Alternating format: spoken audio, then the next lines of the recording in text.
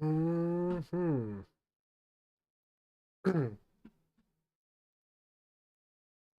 1 minute, guys. We are gonna get started.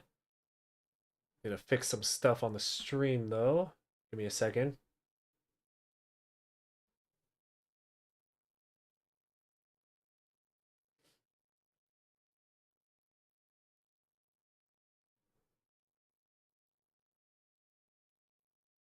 Um,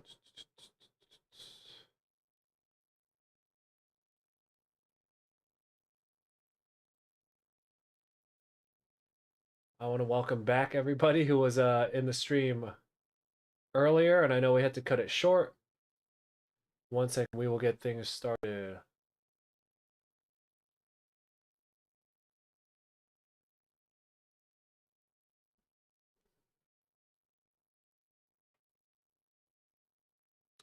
Hey, okay.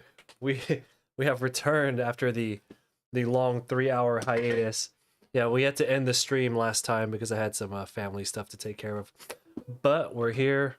The family's asleep, which means I am free to draw. That's one of my favorite things. I'm not gonna lie, like I love my family, but you should never start a sentence with "I love my family," comma. But no, I love my family. But they're this time at the end of the day when everyone's asleep and I'm not going to be getting emails from clients. I don't have to, you know, I'm done with social media for the day. I'm done with everything. And I can just sit here and hang out with you guys and draw. Or sometimes just draw by myself. That to me is like, oh, God level part of the day. Anyway, before we get started, I want to remind everyone that this stream is sponsored by Deviant Art. I'm part of a sponsorship program called the Deviant Art Collective. If you're in the Twitch chat, I dropped a link where you can go apply. If you are an art streamer on Twitch, Deviant Art is actively looking for new artists to sponsor to add to our team. They hook us up with gigs, so paid work. They hook us up with other sponsorship deals. For example, they got us a deal with Elgato, who was kind enough to provide me with new lights and a Camlink Pro and all kinds of goodies to upgrade the quality of my stream. DeviantArt is the only art website that is currently supporting artists, art streamers, excuse me, art streamers the way that they do. I'm actually very active on DA, so if you guys want to check out my stuff, that's where you could find me pretty much most active. I barely post shit on Instagram these days. Anyway, DeviantArt is the sponsor of the Twitch portion of today's stream, so big shout outs to them. All right, here we go. I don't really have a plan on what we're sketching tonight. The idea tonight is just to have a little fun. You guys remember fun? You guys know how to draw for fun? I've been drawing for work and studying for so long. I've almost forgot what it's like to draw for fun.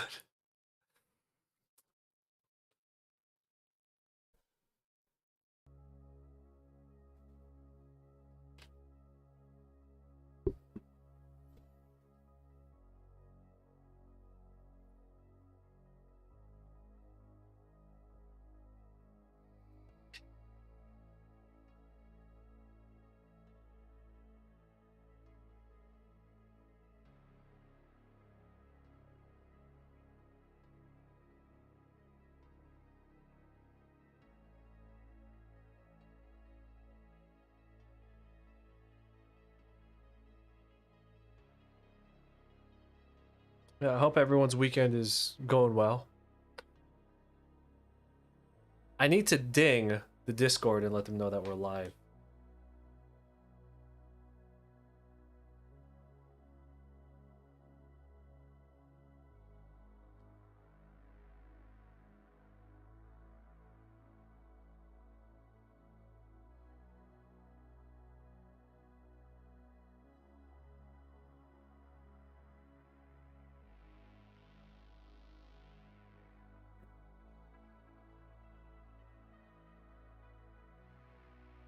Oh yeah, speaking of the Discord, dude, the Discord's almost at 800 people now.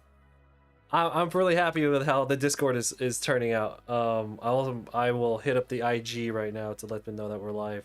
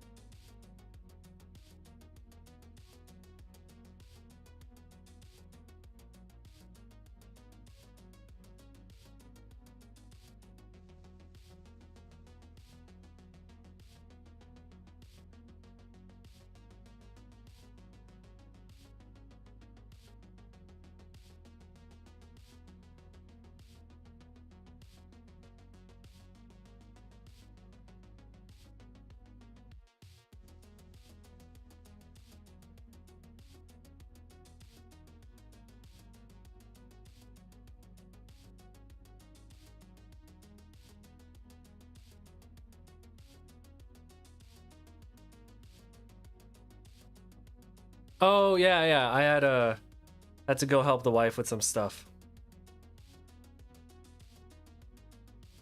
But like I mentioned when we started this stream, uh, this late night is like, I'd say, part of my favorite time of the day. Um, I mean, it sounds a little wacky, but like this is the time where I will be uninterrupted. Like I don't have to answer emails. I don't have like a business call. I don't have a Zoom call. I don't have to chat with a client. You know, I don't have to take care of the dog. And again, this is stuff I do enjoy doing. All that stuff. I love running my business. I love doing all the family stuff. You know, I chose to be a family man. I'm all about it. But there is something very intimate about this late night, you know, past 9 or 10 p.m., where I know I will be uninterrupted and I could just chill and draw. You know what I mean? Otherwise, like, I'm always drawing and I gotta go take the dog out. Tim, you've been here plenty of times. You've seen that happen, right? Where I'm like, oh, I gotta go take the dog out, or I gotta go do something. Like, oh shit, I gotta take care of this email real quick. I'll be right back. You know what I'm talking about? So, how close can we get the mic to my face without it being in the shot? That's the question. How loud can we get it? How close can we get it? I bet that sounds a lot better, right, than before. I try and get it up close right here so you guys get the ASMR. You know what I'm talking about? Yeah. You're a night owl too. I'm a everything owl, man. I don't have a sleep schedule anymore. I had a good sleep schedule for a while. I was like in bed at 10, up at 4 a.m. You know. Hey, what's going on? They said, are you doing this without a sketch? Yeah, we're just yeah, we're just hanging out with the sketch. We're just goofing off tonight. We're just having a good old time. So nothing serious. So yeah, we're just gonna freestyle and do a little bit of practice here and there, you know. So oh yeah, my bad, Tim. You're talking about posting up more stuff on YouTube, or like earlier today. You were talking about YouTube, and then I switched the topic without actually getting to answer or getting to ask you the actual question. What kind of stuff are you planning to do on YouTube? I'm all for it. Like, I support YouTube. Like, I actually like. First off, I don't like YouTube because they don't have a section for artists, but at the same time, any artist who wants to branch off and do something new, I'm all for that. You saw that new rule I put up in the Discord? I was a little salty today about some things. Or anyway, but if you ever wanted to try something new, you know, I got you. I'll shoot your videos likes and stuff. You know what I'm talking about? I got you. But what were you thinking about doing on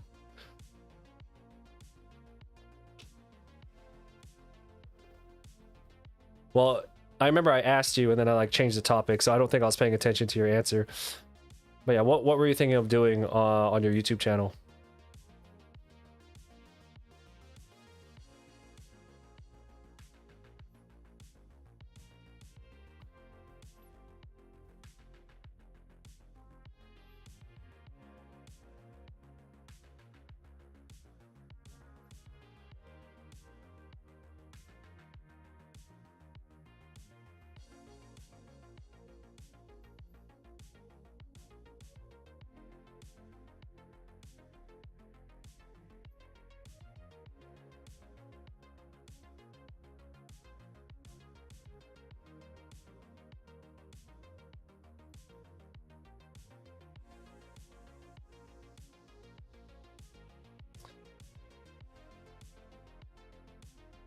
Does this shape mean anything to you guys? Maybe not the square, but this right here.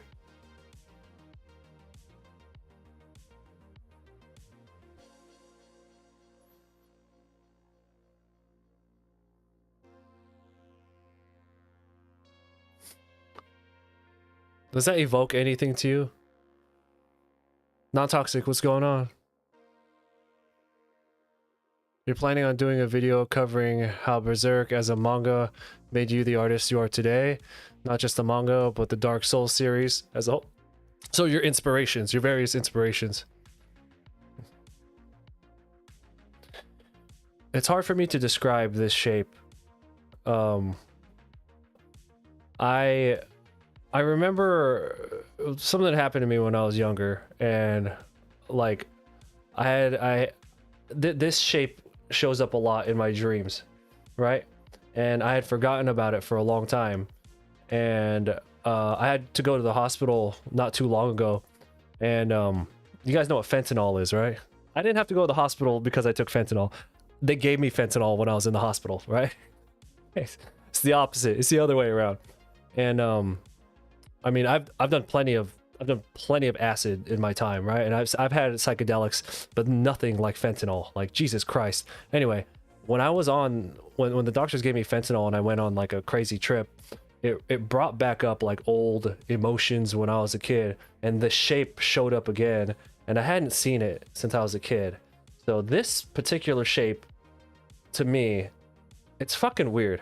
It's like burned in my brain. Yeah.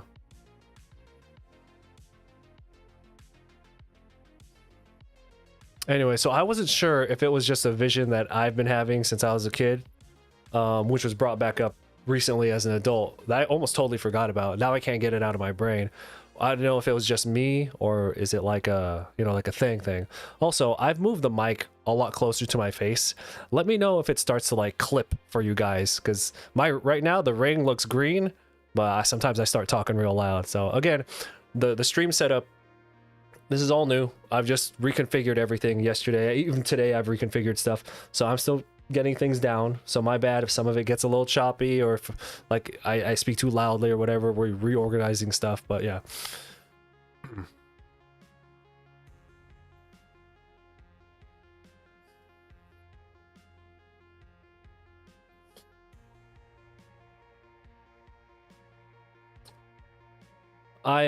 So yeah, the doctor gave me fentanyl when I was in the hospital, and now I could totally understand why people just die from that in like non-controlled environments. Oh my god, that stuff is horrible. Fuck, is fucking horrendous, man. Your audio is perfect. Thank you. Yeah.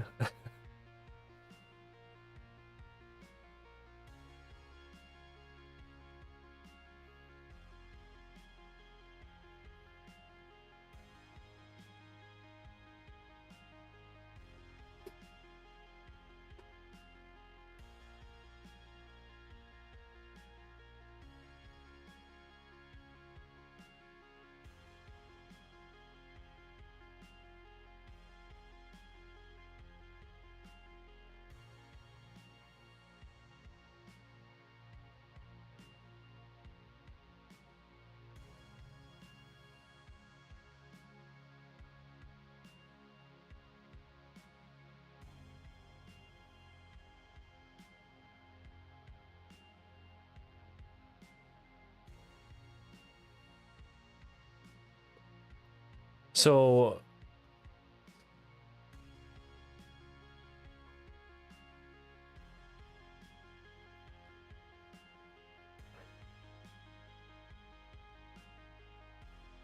some chats don't appear on your screen. No, well, that's because some of those chats are from YouTube. You're only able to see the Twitch chat in your box, and then the people in the YouTube chat are only able to see their chat. That's why I put it up on screen, because you know how normally we don't stream with the chat up, but I was just like, look, we're bringing in from different sources, then you guys need to be able to speak to one another. So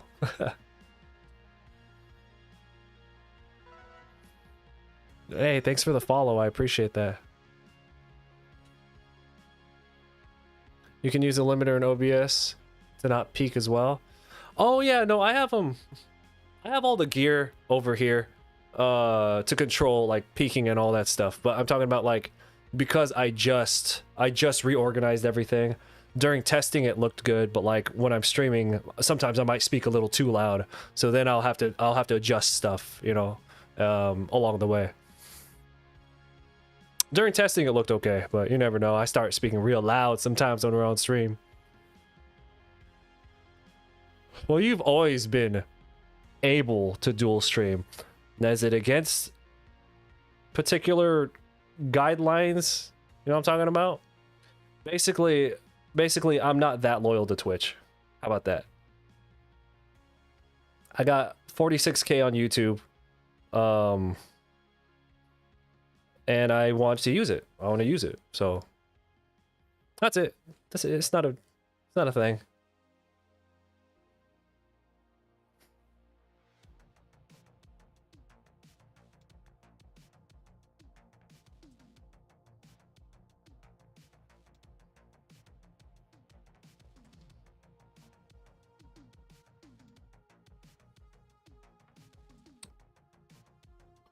I don't want her to look like Videl from Dragon Ball.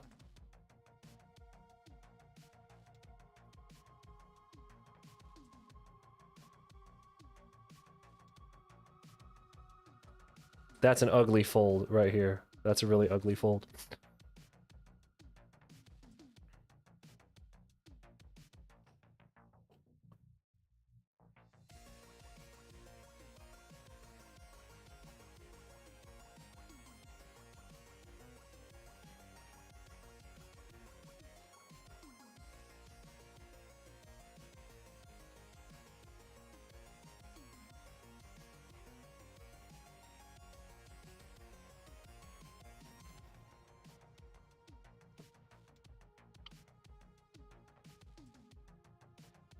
Not non-toxic. I'll be real with you.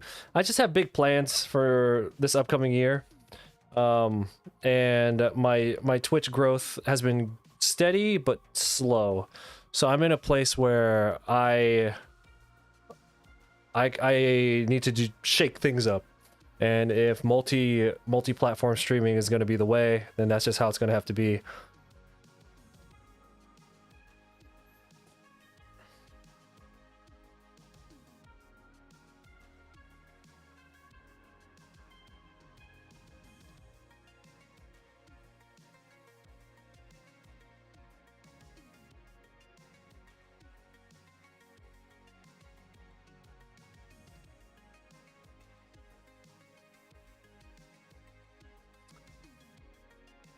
Like on record, the how long have you drawn for? Oh yeah, I started drawing in September 2012. So I actually hit my 10 years of drawing last month. Crazy.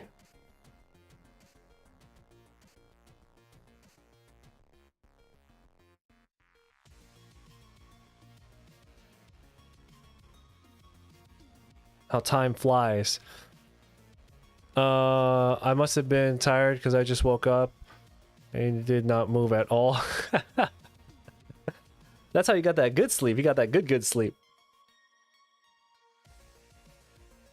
But we can just be real here, right? We do real talk in regards to Twitch's affiliate program. And I've talked about this quite a few times. I'm never making partner on Twitch. It's just not going to happen.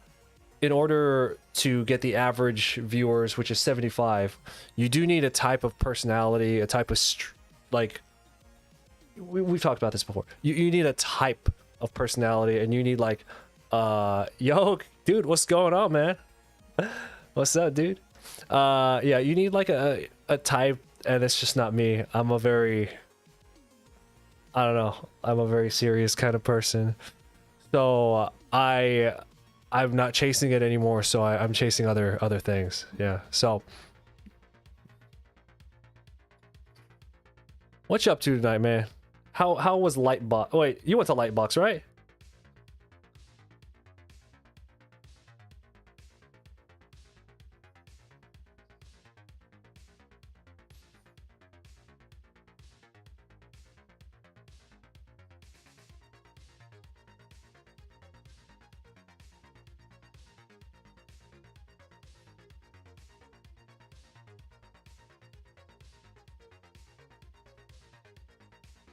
You're tapped out socially? That's me at the end of every con. I'm just like, don't talk to me.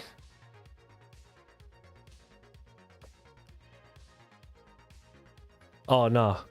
I'll be plotting. I'm plotting like crazy for next year, man. Don't even trip, dog. Not toxic. Oh, I don't want to talk about it, but like I'm plotting for next year. I got shit going on for next year, man. Don't even worry about it. And back to being an art hermit. Speaking of being an art hermit, next I think it's gonna be next Wednesday, but I haven't finalized it yet. The Twitch chat did complete the community channel points challenge, where we will be doing a 24-hour bug study. I haven't done a study of bugs ever.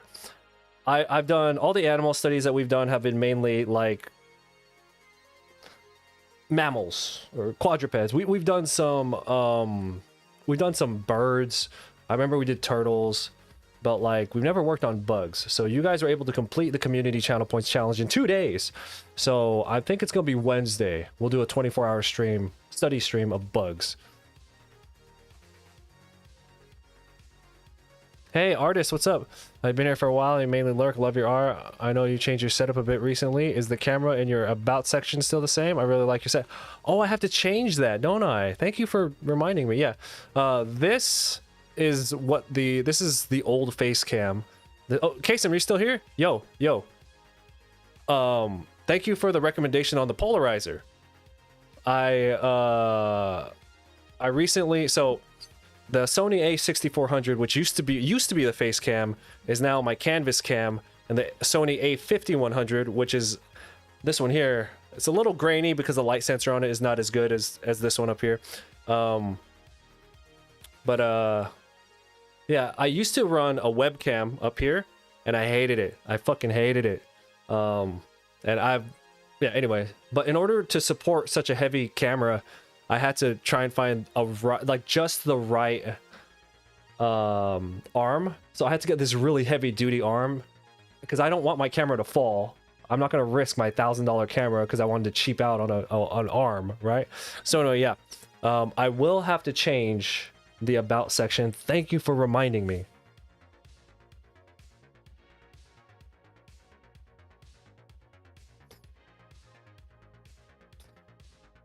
But yeah, I equipped a polarizer to my camera up here. It's like magic. It's incredible. Yeah.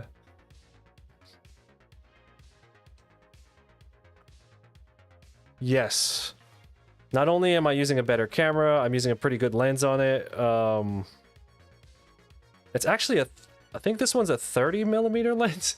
So it's actually sitting pretty far above me because like because that thing gets really in your face, right? This is a 35 right here, but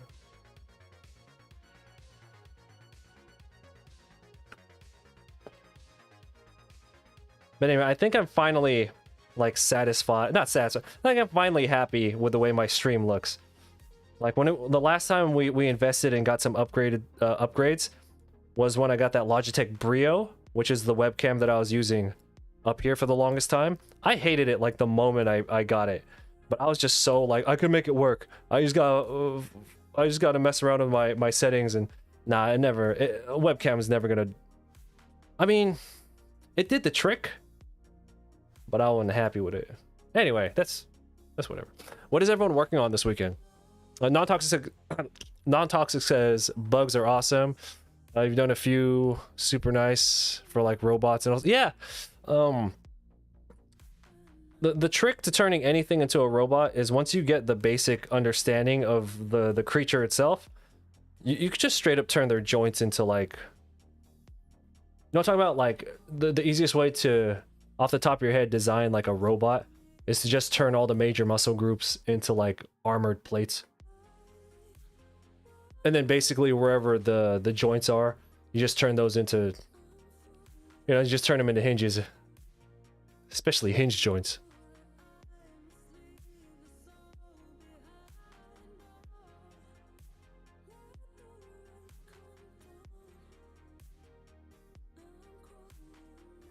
Sad days. So you guys know that this weekend, well today, well actually this whole weekend, I was supposed to run my triple Spartan race. For those who don't know what I like to run obstacle course races, and there's this thing that the company's called Spartan. They have a big medal called a trifecta medal, and they have 3 different levels of races, and if every time you complete one of each, they give you like a slice of a pizza medal, right? And then if you can complete one of each of them within the 1 year, you can make a big medal. One thing I've never done, which I've always wanted to do, was complete all 3 of them in one weekend, and I was scheduled to do that this weekend. But on top of family stuff that I have going on, we ended up getting the new dog. I got a little backed up on work, so ultimately it was mainly the family stuff, but ultimately I had to like dip out, which kind of sucks because the past couple months I've been training so hard for it. I got up to running 10 miles 3 times a week. Like my upper body, like my calisthenic work is just, this is like the strongest I've ever been. Like, it's not even close. And now it's all for nothing. Oh, because the next triple race weekend that they have in California is until like next September, and I'm like, fuck, I don't want to wait till next September, man. But yeah.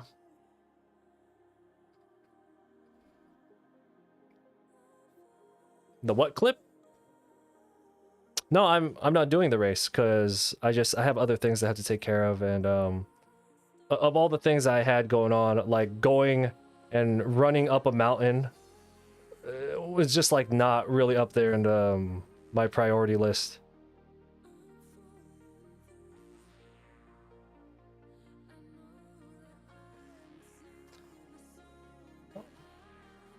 I'm a little sad about it though. I really wanted that. Man, I was I don't know. I put so much work into it, but it's fine. It's fine. I get to go see Skrillex next weekend. I don't give a fuck about what happens this week. Y'all, everyone here knows who Skrillex is, right? I don't gotta...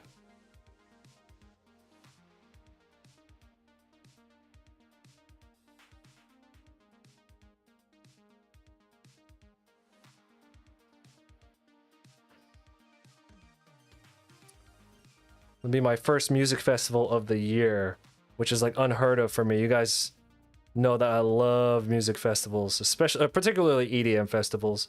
But I told myself this year I was gonna take it easy on them and just kind of really focus on like actual important stuff.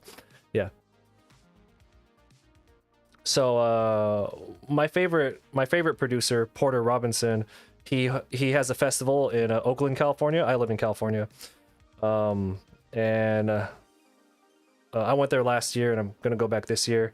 And he had a hidden special guest, and then yesterday he announced that the special hidden guest is Skrillex, and I was like, oh hell no! I was so happy, man. Oh, what's going on? Thank you for the follow. Joseph, thank you for the like. So he recounts how he got high, went to a Bigfoot race, B2 breakers. Instead of running, he and his buddies commandeered a water just started telling everyone that the water is for Asian people only. What the hell?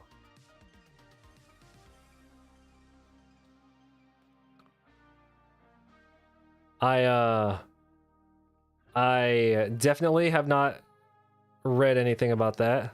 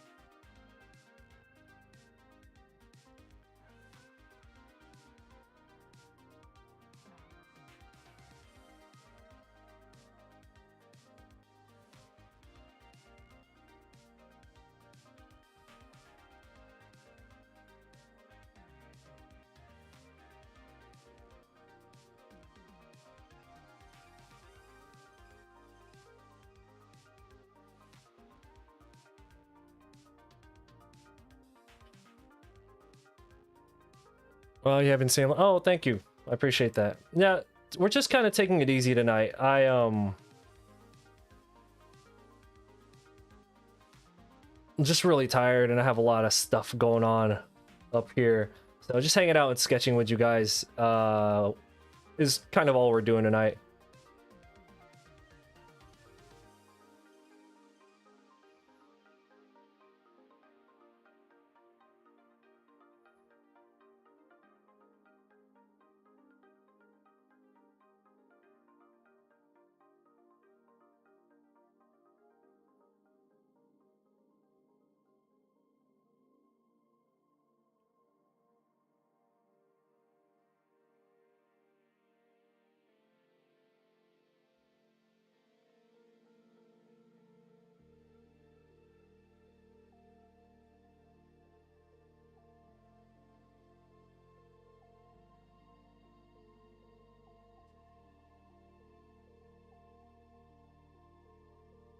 What does everyone like to draw with? Or rather, what is your medium? What do you guys like to draw?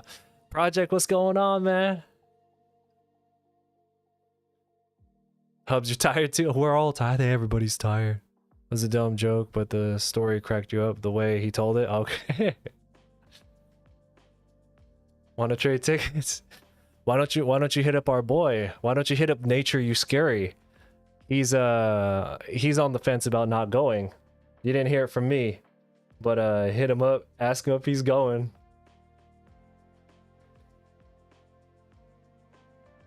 Look, man, I was excited about Second Sky to begin with, and then once I found out, it's basically an anime con at this point because they're having like a cosplay event, and like Stella Chu's gonna be there. And I was like, this is just, and then fucking Crunchyroll's hosting the second stage of the festival, and I'm like, this is just a fucking anime con, which I'm cool with, but you know, I was so hyped beforehand, and then once all these little things started getting announced for the festival, I was just like, oh hell nah, this is my shit. Yeah. Graphite and charcoal pencils are starting to take your favorite medium.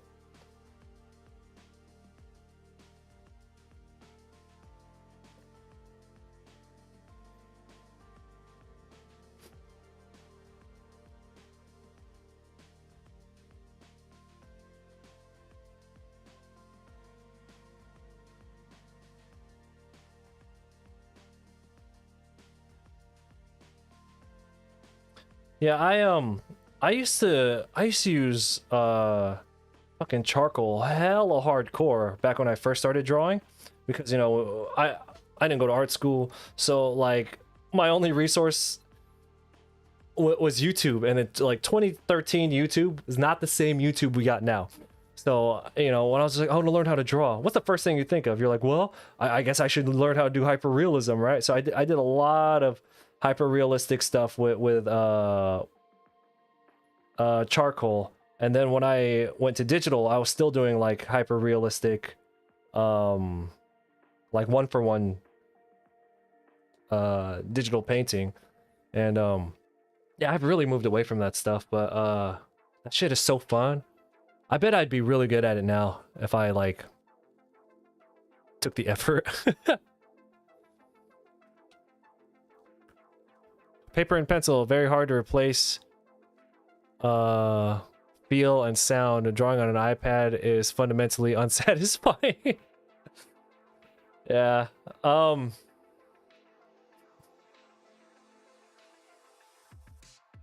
also dedicated traditional. Yeah.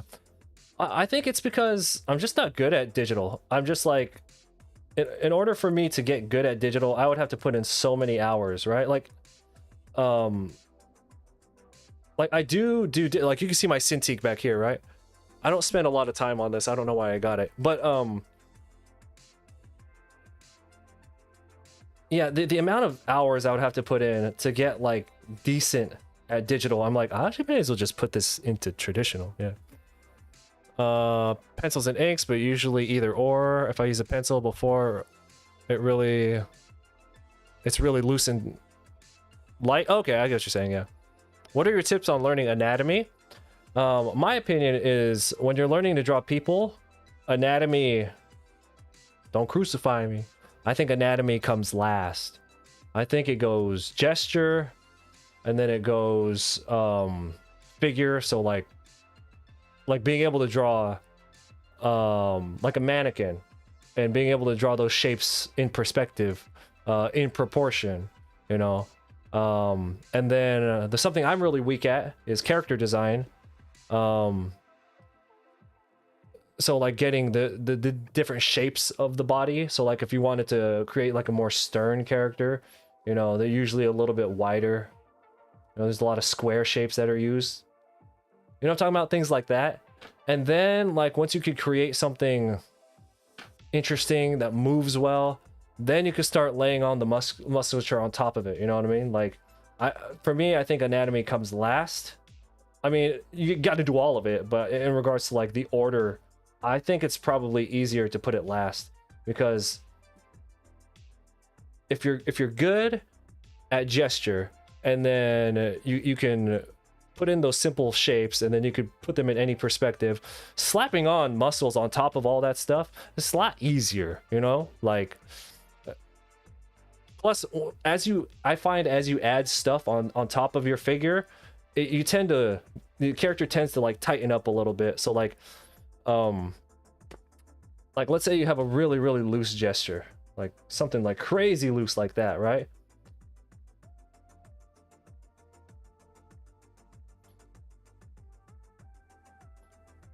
We'll do like simple shapes.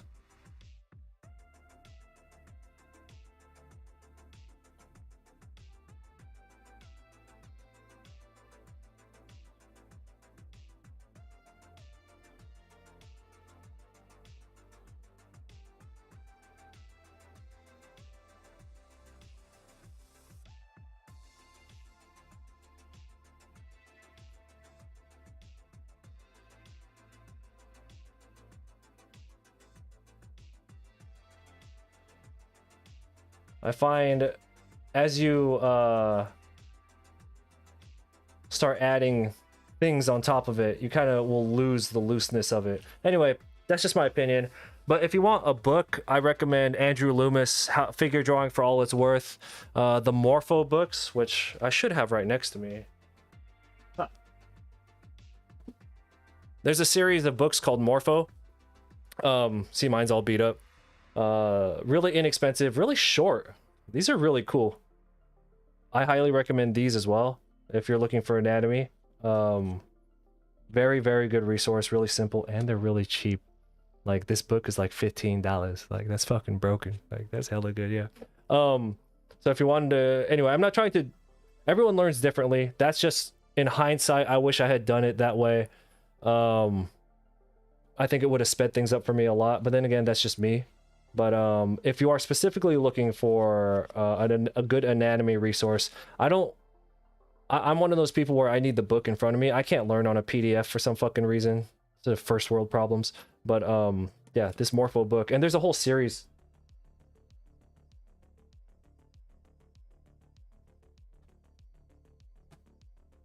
They have a whole series of them. I can recommend these books to you guys. Otherwise, Figure Drawing for All It's Worth by Andrew Loomis is like a gold standard.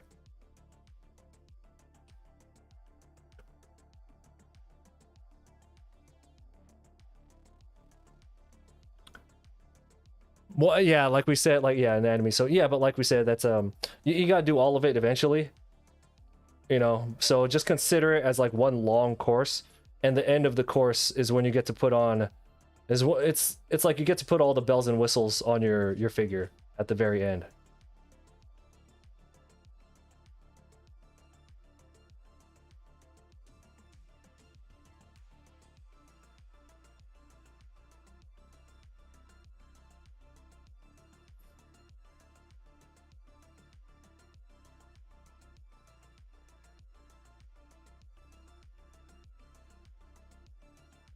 But it doesn't, I guess, whatever floats your boat. Any kind of practice that you do is going to be good, I guess.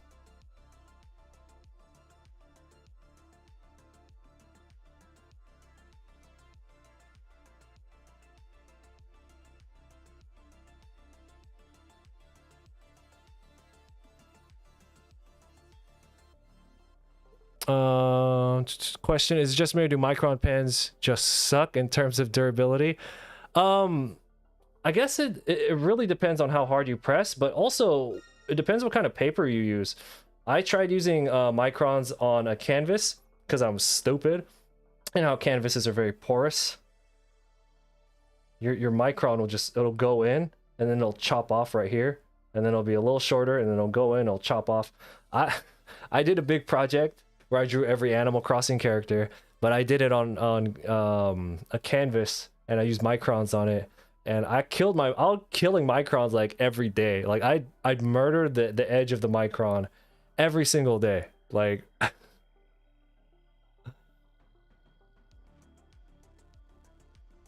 hey, thank you for the follow, Sin.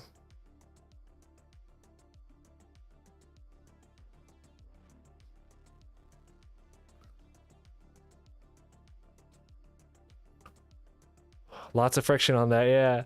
I just love trying out different ways and then finding out which fits you better. Yeah, again, like I said, it doesn't matter.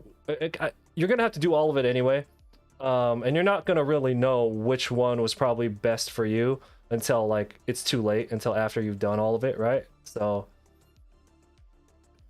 anyway, personally, that's the order I would go in.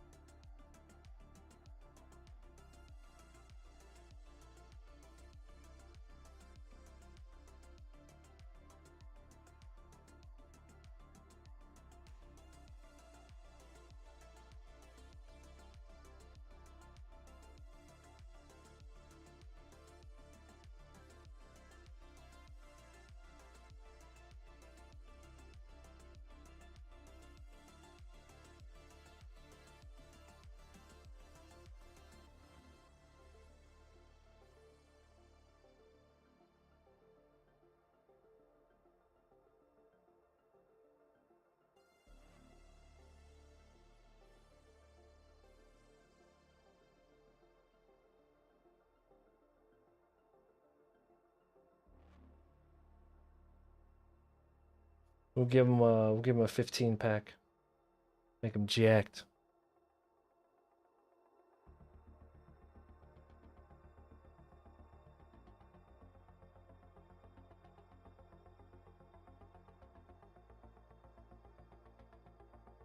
We gotta give him shorts, or else the internet's gonna get mad at us. Like when I got kicked off TikTok. Which, by the way, I'm still waiting to get my stream key so that we can streaming on TikTok again. I got banned on TikTok a couple months ago for doing figure drawing because people said it was adult nudity, and I was like, get the fuck out of here. The crazy shit you guys got on TikTok. I'm getting banned for this, for real? Anyway.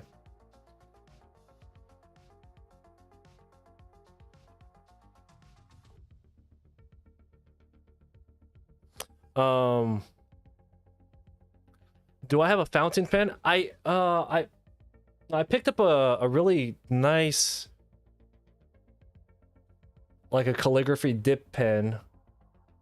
I don't remember where I put it because I didn't really like it that much. Ah, here. You know, we'll bust that thing out. Let's see what we can do with that. It's been a while.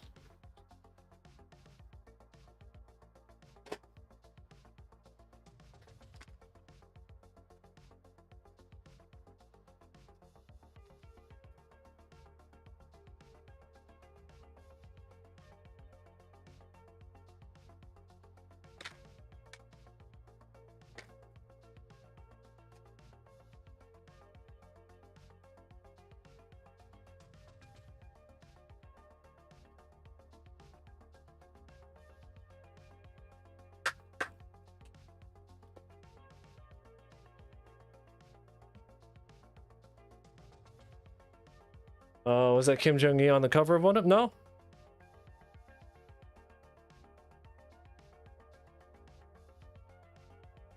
Yeah, but you get all those sweet views, though. You get all those sweet views and sales and all that stuff. But yeah, literally everything is Chinese spyware. Alright, where'd my...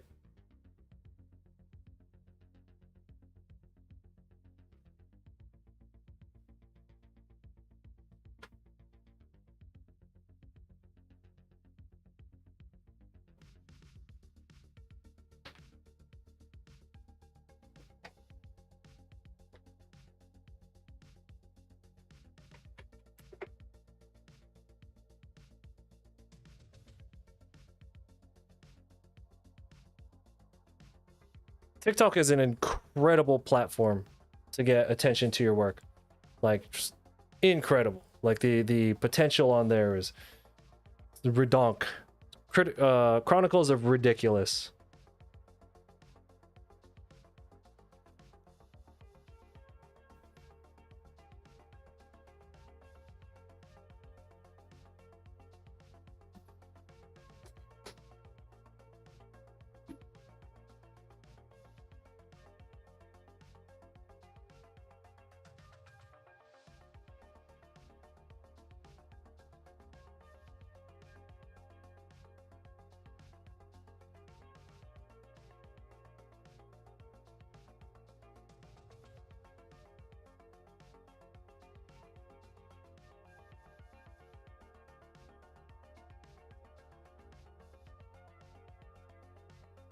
I'm just gonna feel for this thing again. It's been a while since I've used it.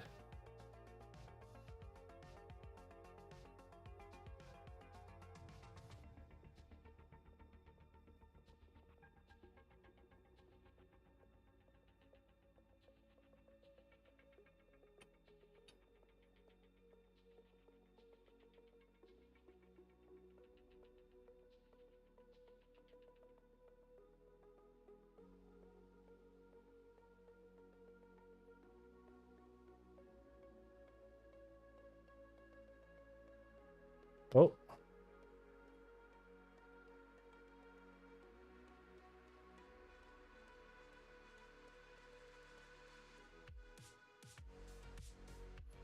Boo, boo, ugly lines, boo. Boo, Brian, boo.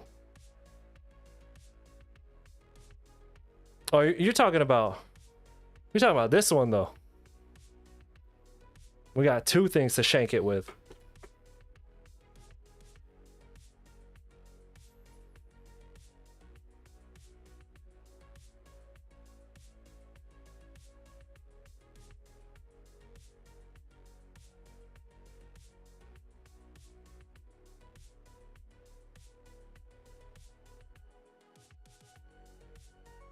Anyone here ever fuck with calligraphy writing? I remember I had like a weekend where I was just like, yo, I got control. I can be a calligraphy artist. I do it. Have I used dip pens in my streams before? No, I don't think so. I remember you guys have recommended me various pens when I was asking about them, but I don't think I ever used them on stream.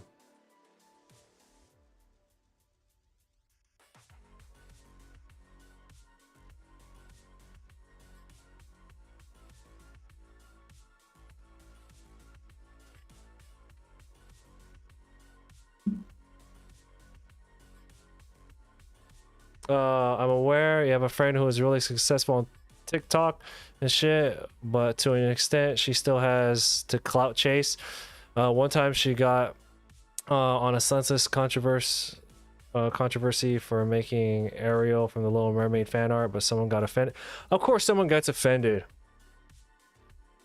Can't do shit. Everyone gets offended by everything, like usual. Yeah, she used a small outrage to boost her. Hey man, somebody presents you with an opportunity, you may as well take it, right? What kind of sketchbook is that? This is the Artesa. No. The Arts Alternatives 600-page sketchbook. Yeah. It's just more cost effective to buy a 600-page sketchbook.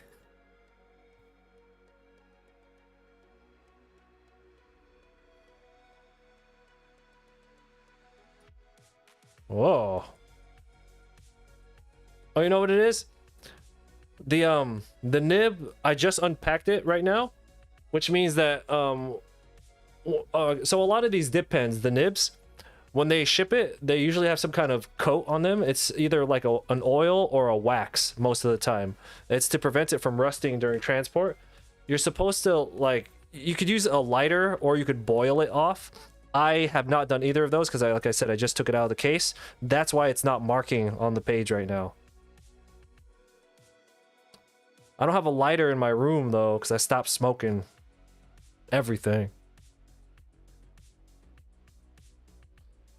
You can find it on Amazon. The sketchbook is the, I think if you write if you command paper, I think it'll show up. So we can't use the skinny pen because I still have to melt the wax or whatever off of it.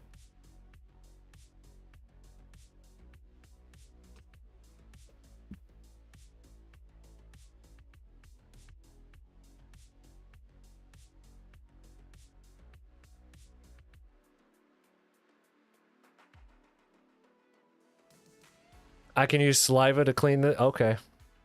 It's good to know. I'll save that for the OnlyFans. For $5 a month, you get to see me lick clean dip pen nibs.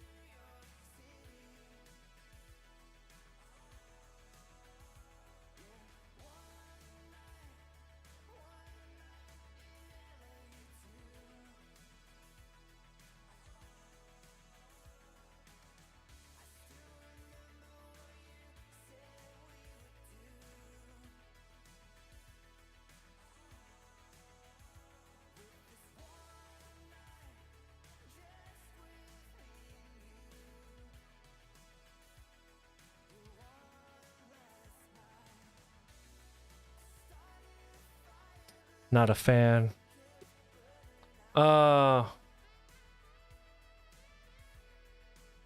Paper blanks, overpriced ones, and the tattoo art creation, which are wildest. Wait, what? What are you talking about?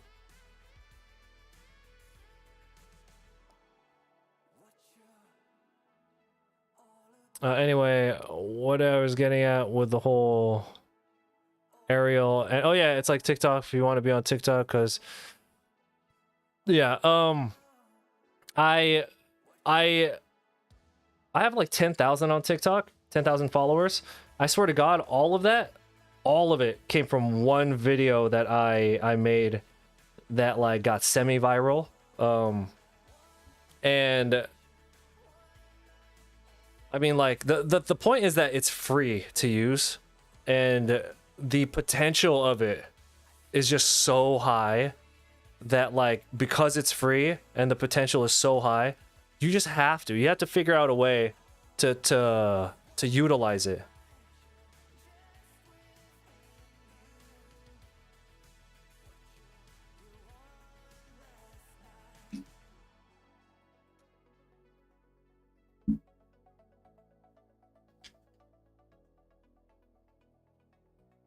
Hold on. Wife is calling me. She needs help with the dog. Give me a second. Give me 1 second.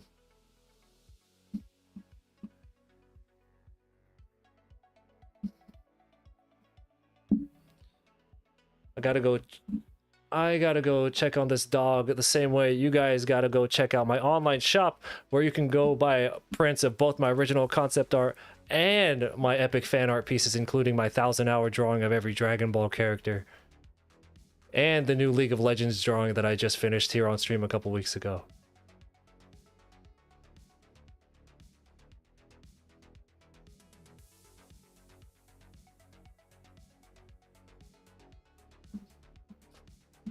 Anyway, nah, but for real though, I actually gotta go really quick. Just give me a couple minutes.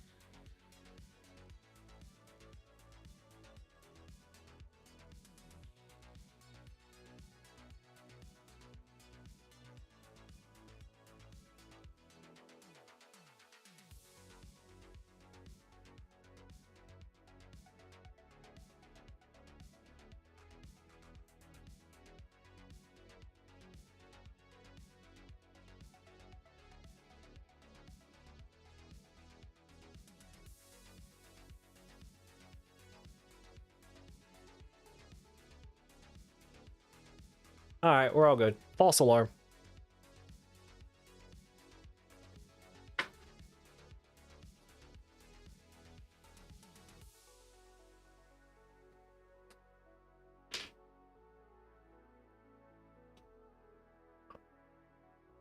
So YouTube is going to pay shorts creators through ads now. Well, you could already monetize you could, excuse me, you could already monetize shorts.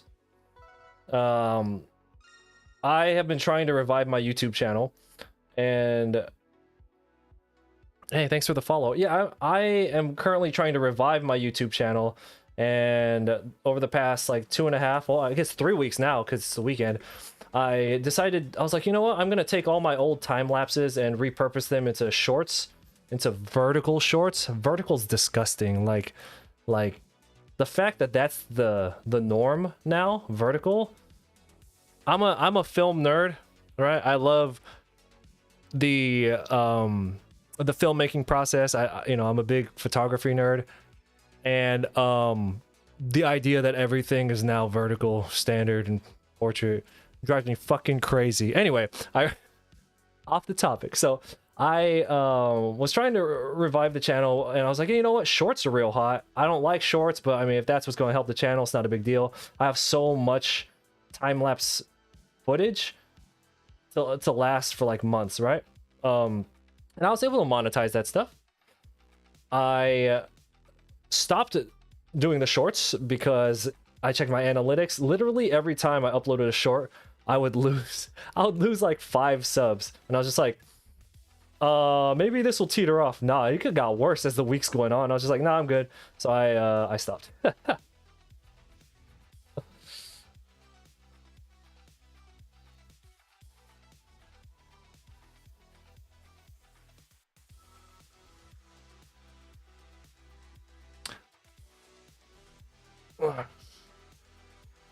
Yo, Exo, what's up, man? Married ass motherfucker over here. How's everything for you?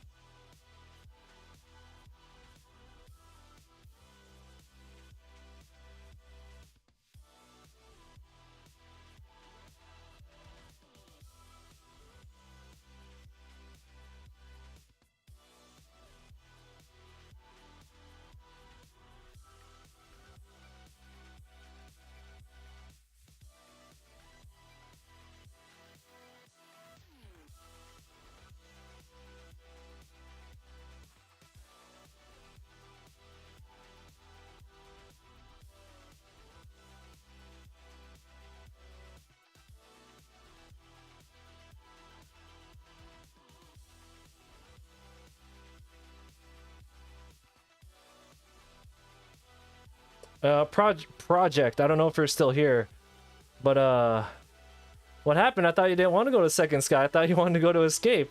Did that Skrillex drop change your mind?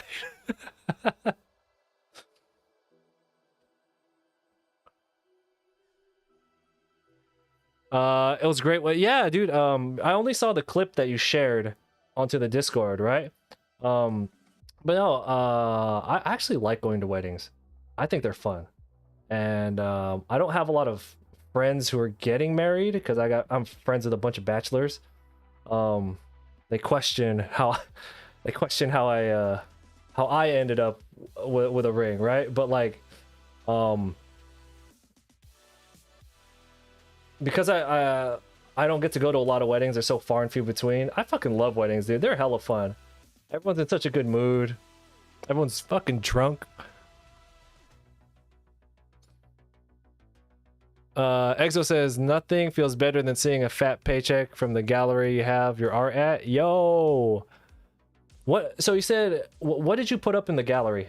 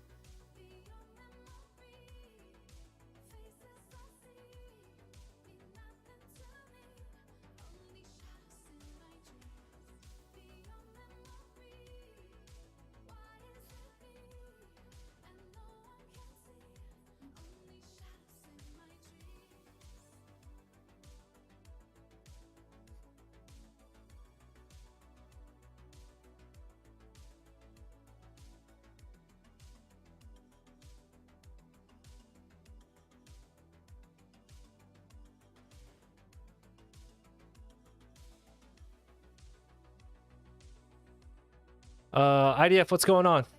Hello.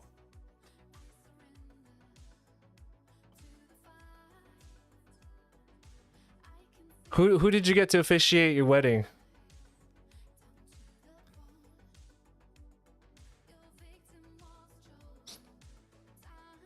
Just your prince? You get like 100 to 200 a month, but Tucson Comic Con, dude, 100 to 200 a month of like just straight passive.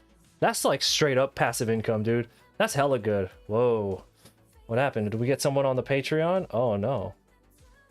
Yo, Kayla, thank you for the pledging to the Patreon. I appreciate that. I have some leftover sketches from last month's Patreon. Here, hold on, let me show you. I had a fucking blast last month's Patreon.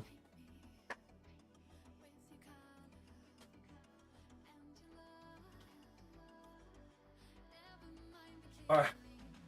So what my Patreon is, you get little ink 4x6-inch sketch cards from me, and I mail them to you. They're just little sketches, right? Because it's only a $10 tier. It's nothing crazy. I finish them really quick. But I let the patrons choose the topic, and they chose, like, I put up a poll, and Yu-Gi-Oh! Monsters won last month. So I ended up making more than I needed for the patrons because I was just having so much fun. I sent off like the good ones though, like I made one of Slifer. I used to be a competitive Yu-Gi-Oh player, and by competitive I mean I thought I was good. But yeah. Did anyone here play Yu-Gi-Oh?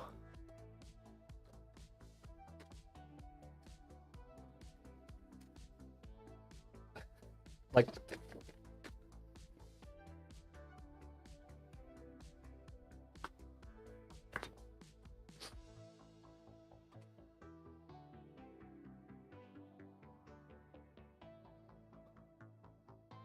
I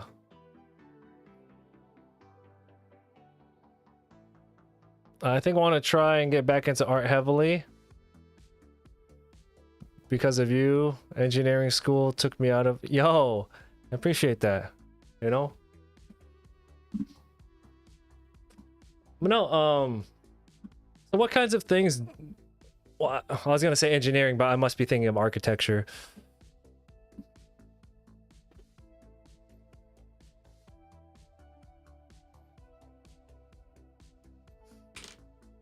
Because I was just like, isn't there a lot of drawing in engineering? I was thinking of architecture.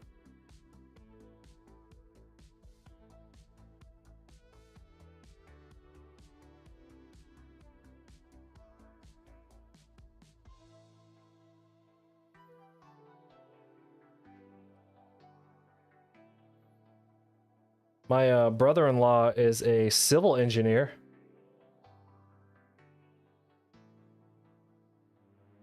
That boy makes fat stacks. They get paid so much money. They get paid so much money to come up with designs that won't get built for another 30 years. It's a pretty sweet gig in my opinion.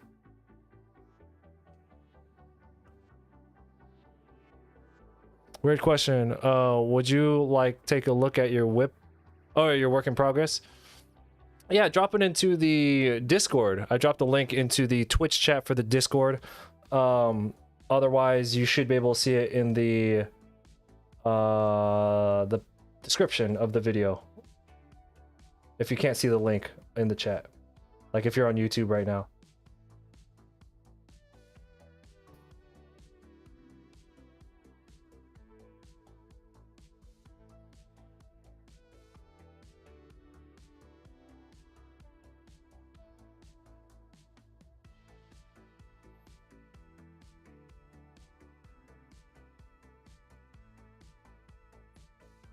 I know you're in there. I'm just advertising it in the same way how I advertise my online shop. No, I'm just kidding.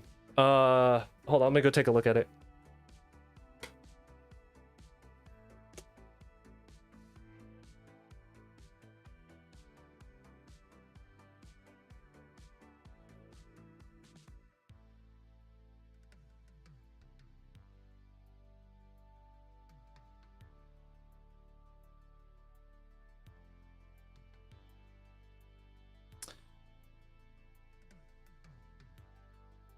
I like it. It's very easy to read. You know, panel, panel, panel, panel, panel, panel. How long do you think it's going to be before you start inking it?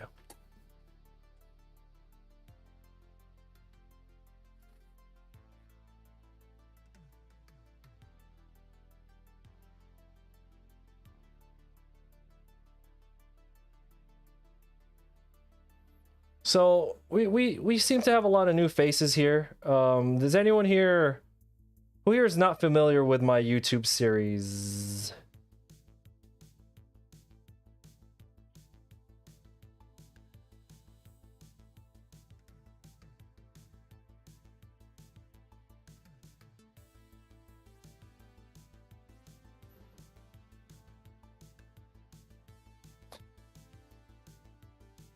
You're not. Okay. So my YouTube series,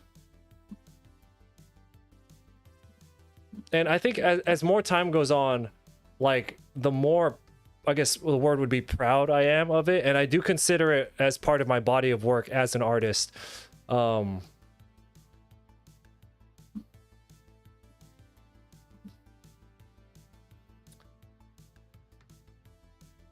So my YouTube series follows me on my like adventure, basically from when I started drawing to now. I used to be a full-time convention artist, so I click the camera on, you get to see me at my table, traveling to the table. I talk about how well a con is run, if I made good sales, and like I pretty much outline all the things that I did and learned throughout the years.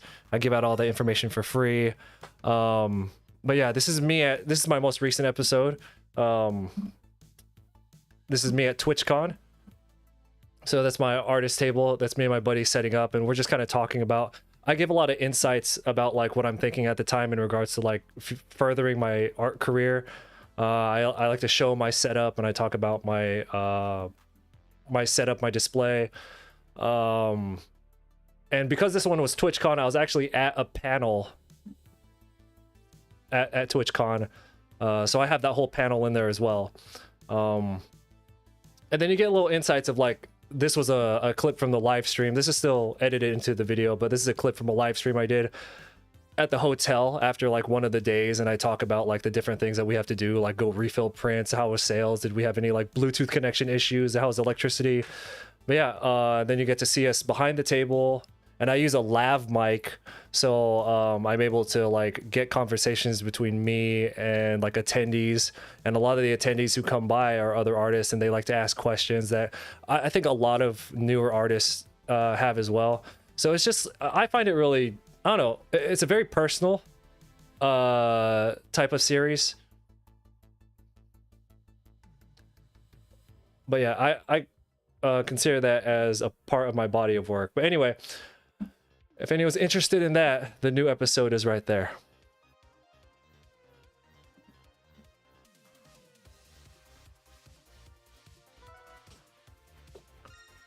Oh yeah, I'm in it, yeah.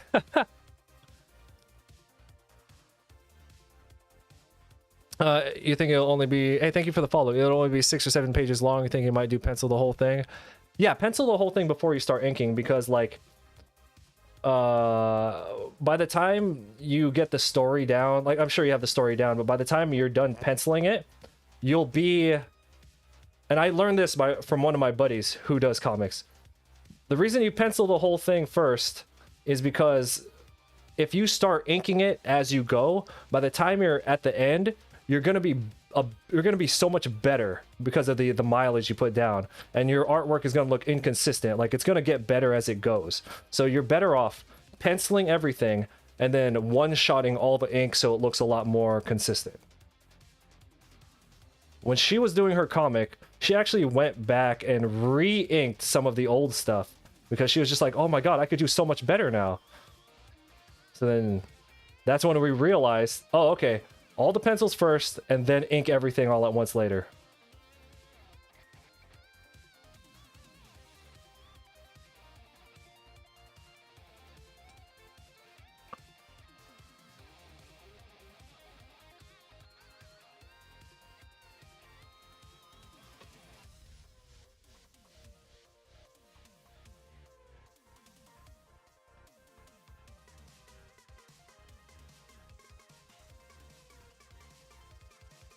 This is essentially the same pose as the other girl that we did on the other page.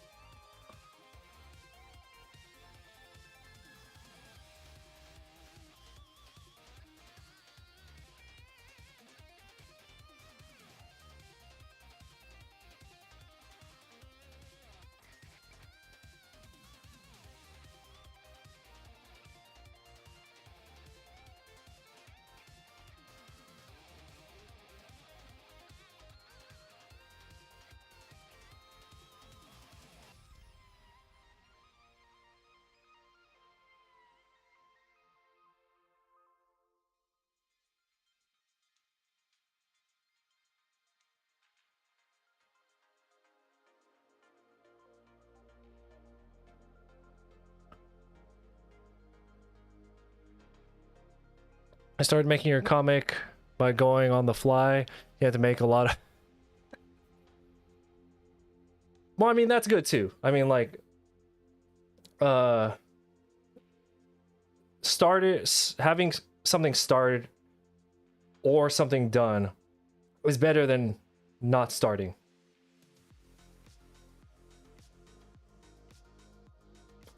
A finished piece that maybe you think might not look great is better than something that would look great if it was made but was never made.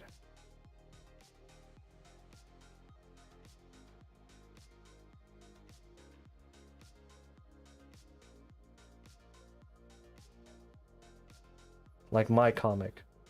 Never gonna get made.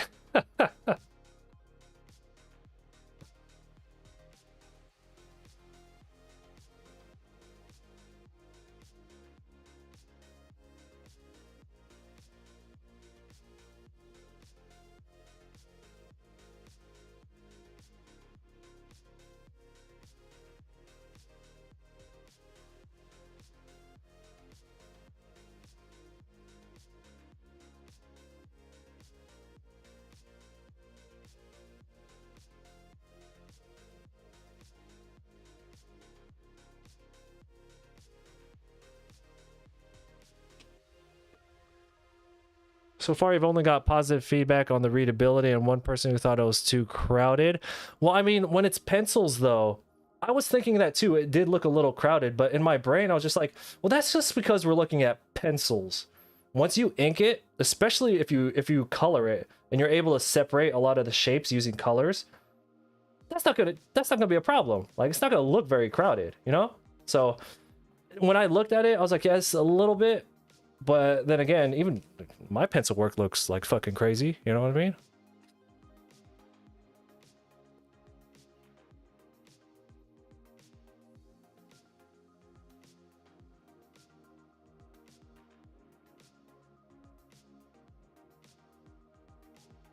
That person don't know what the fuck they're talking about.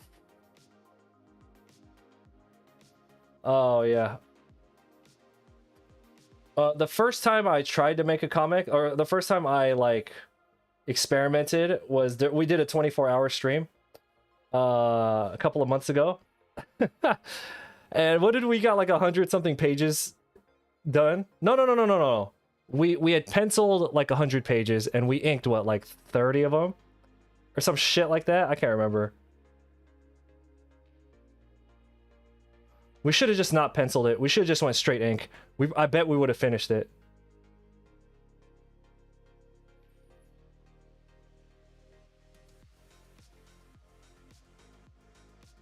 It was just a short.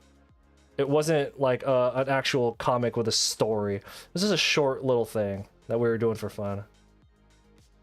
And by fun, I mean we're gonna try and win money using it. Yeah.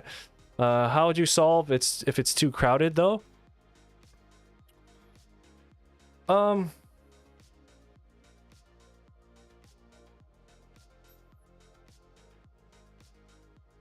Like if there was too much line work going on, or like too many characters. It's basically a composition thing, right? Like we got too much going on in the frame. You can't. Okay, to me, something is crowded if I can't read it well. So like, no matter how detailed or undetailed a particular panel is in a comic, or I guess a picture in general, if you could still make out what the main subject is, which is usually, you know, your protagonist or whatever, as long as you can make out that character and what they're doing, and it's telling a story, you know, like if you can get the composition to look good, you could have 1,000 people in one panel, but if you get the composition good, you could still read it. To me, that's what would make something stuffed or not too stuffed. Do you know what I'm saying?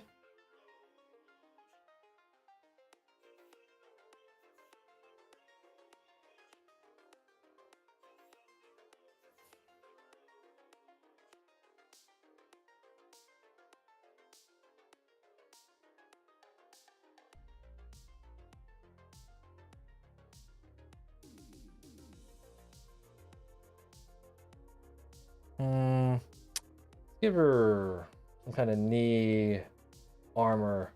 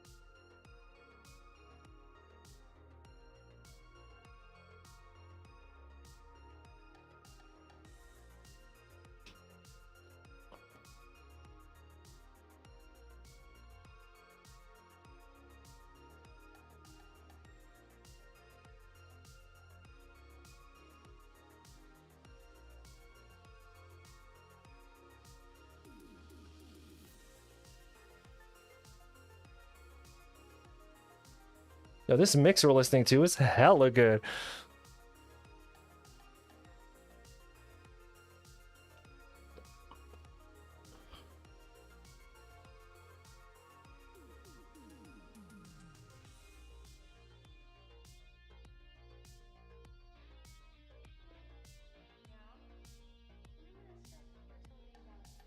I have to be a little bit more careful about the copyright music that we listen to. You know, we normally listen to we're normally listening to a lot of EDM on here. But since we're like cross-platform streaming now, especially on YouTube, I gotta be careful. They're gonna come get me.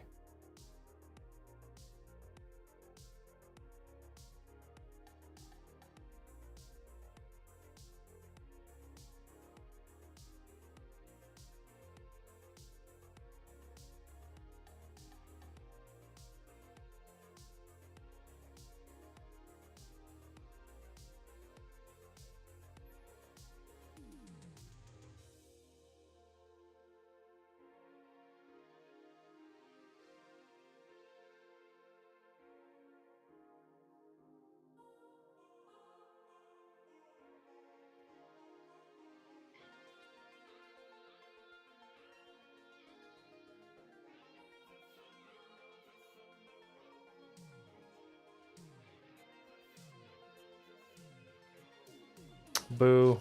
That's ugly.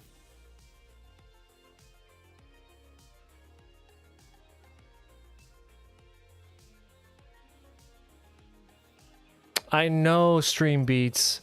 I'm just saying the music I like to listen to.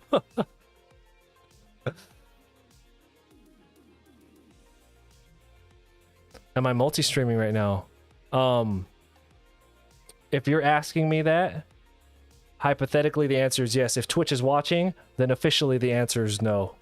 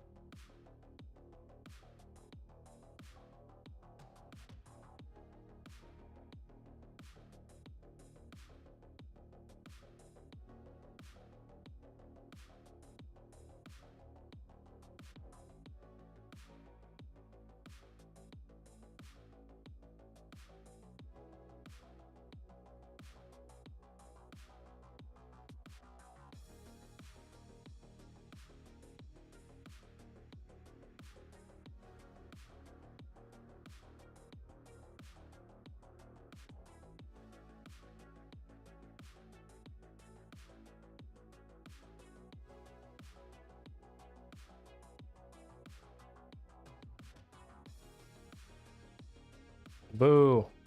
Can't draw shit tonight.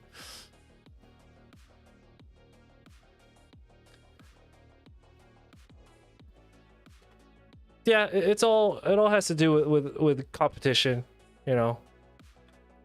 Officially, the reason Twitch doesn't allow its affiliates or partners to do it is because officially they say they feel like it would affect the overall quality of the product that the streamer is going to be producing. Therefore, we feel like for the benefit of everybody, it's better to just stick to one platform. So they say. I don't know. I mean, I'm having a lot of fun with my Twitch people, having a lot of fun with my YouTube people. I think we're just having a grand old time.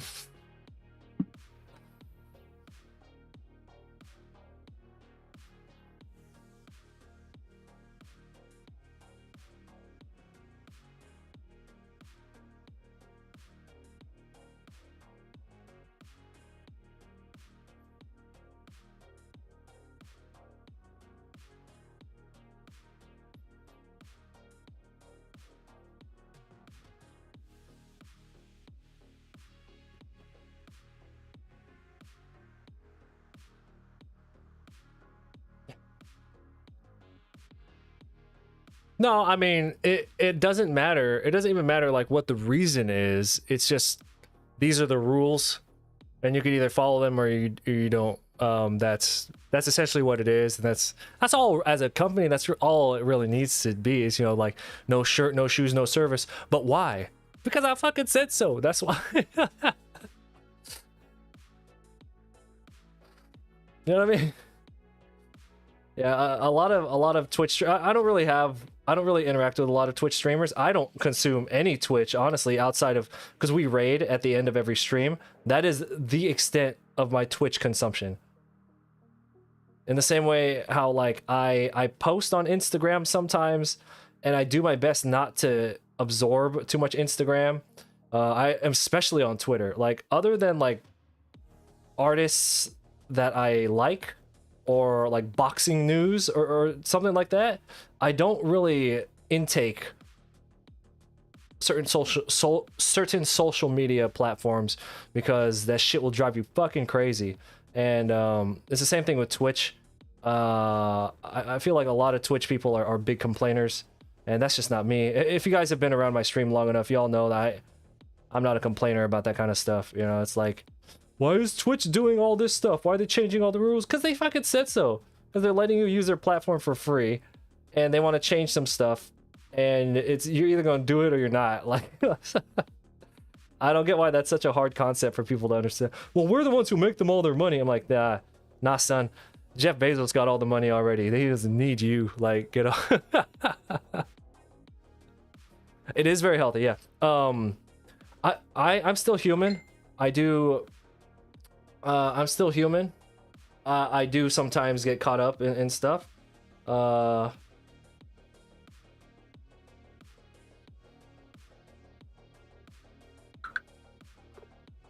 So I have to actively be aware to not get sucked up in it too much. All right, so I have to go take my dog out to use the restroom. Hold on to your questions. I do want to keep talking about this, but I do need to go take the dog out. So give me like 5 or so minutes. Also, I want to show you guys something real cool before I head out. If I could find it. All right, dude. All right, check this out. Check this out. It's a 1-minute ad break. Y'all know what to do. I'll be right back.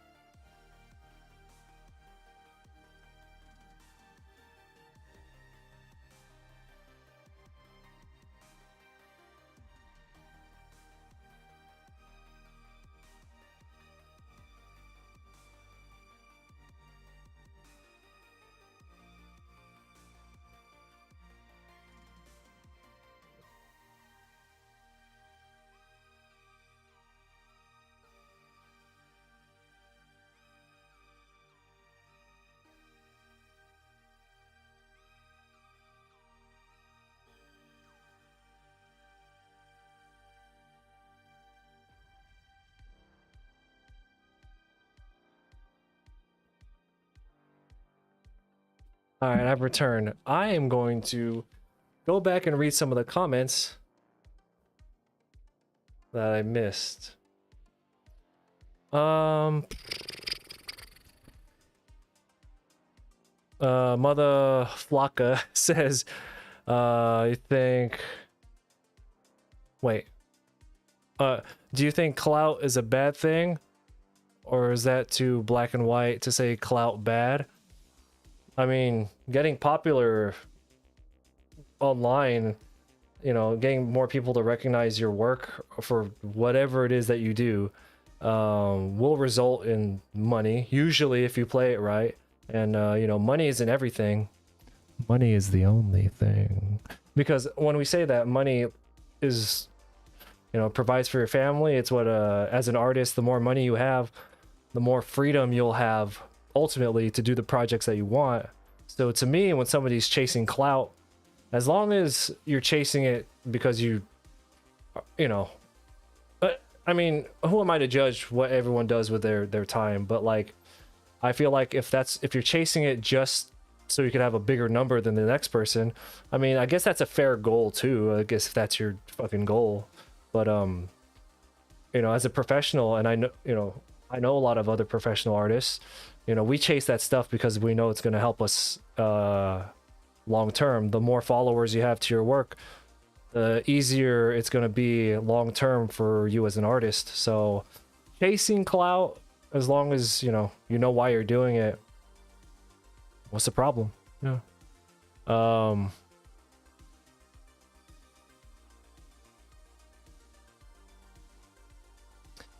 Why would there be so many videos of channels like the future promoting how to get your name out there, acquiring leverage? Again, it's just popularity. Some people like those numbers because it gives them validation, lets them feel better about themselves. And who are we to judge what makes somebody feel better about themselves, right? So I mean, I just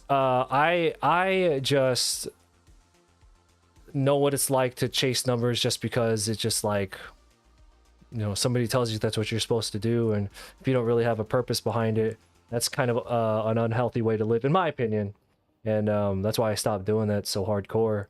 But yeah, anyway, everyone's different, everyone has their own reasons, and who are we to tell anybody how to live their stupid lives?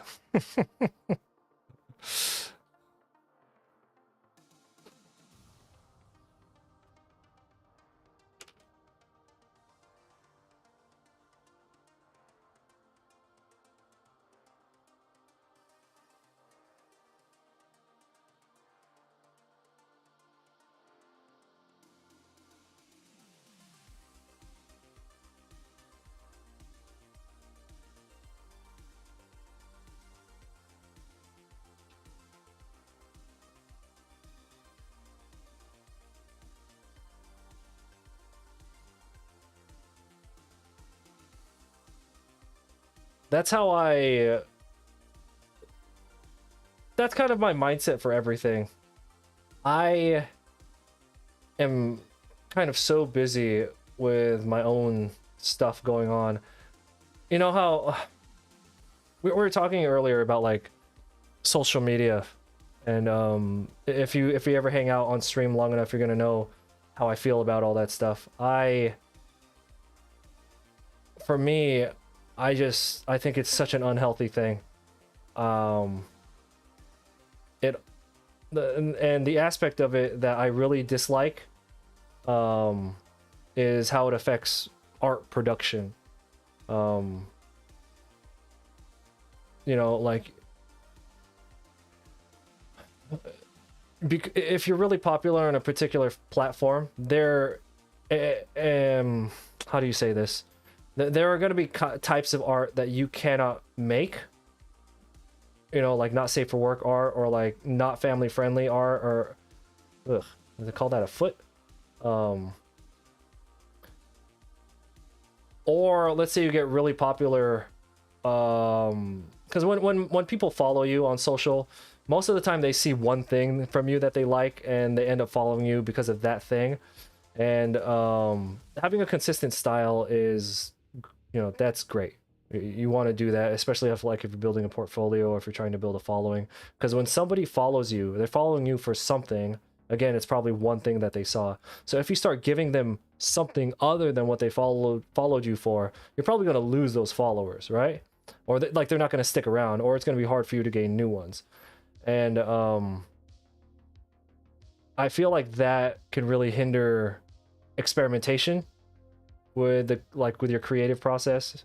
You know, trying weird shit. It's one of the reasons my internet presence hasn't really grown that much, because you guys know I'll be doing some stupid shit. Like I'll try everything. Like how many different things have we done in regards to my art just over the past like 2 years we've been here on Twitch? You know, fucking everything, right?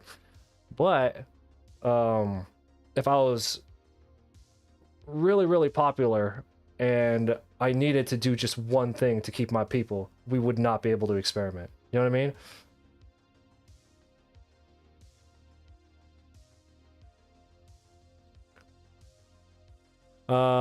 Artist says that is a really good take on the topic. Actually, one of the first positive ones you've heard.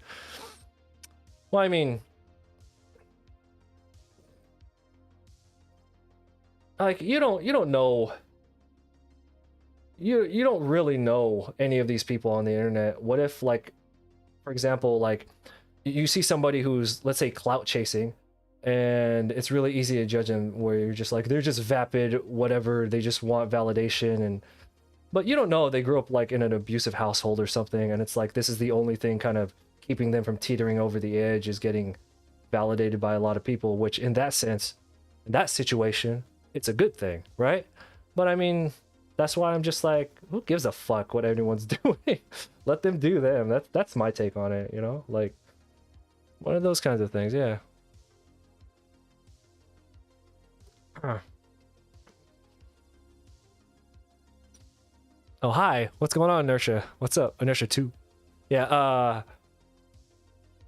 they don't think there are many artists out there who just chase for the number, but rather the security. Yes. When it comes to artists specifically, I do find that you'll run into more of them who want the higher numbers because they want eyes to their work so that they can basically secure the bag, right? They can feed their families, they can do all that life stuff. You know what I mean?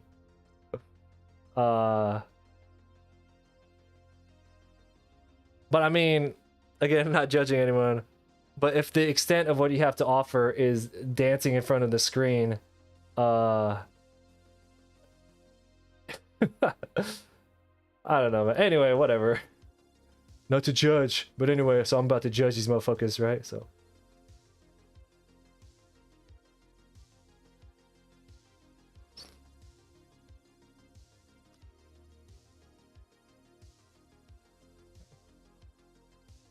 bored and tired. Flocka says, I was listening earlier and you heard it's a miserable endeavor, but the artist way may not feel miserable. That's really hard. And again, that's going to come up. That's going to be on the individual. And if you're new here, like I've told this story 100 million times, but if you're new here, this will be the first time you hear it. I started drawing when I was 25. Prior to drawing, I worked as an auto technician. I worked on cars, and that's what my whole life was, and that was manual labor. It was hard work, and the idea of drawing and making way more money than I did working on cars, and like the fact that if you're independent, the ceiling to the maximum amount of money you make is almost limitless, and it's almost completely relative to how hard you work, plus the luck of the internet numbers, right? There's no amount of work that I've ever done as an artist that is harder than getting up at 5 in the morning and having to lay down on concrete and work on cars. So the whole thing about artists being like sad, or everyone gets sad, but you know, the whole stereotype of artists just being miserable all the time, I think that's some bullshit. Like, think about it. You're drawing and making money, and if you're independent, there's almost no ceiling to how much money you can make.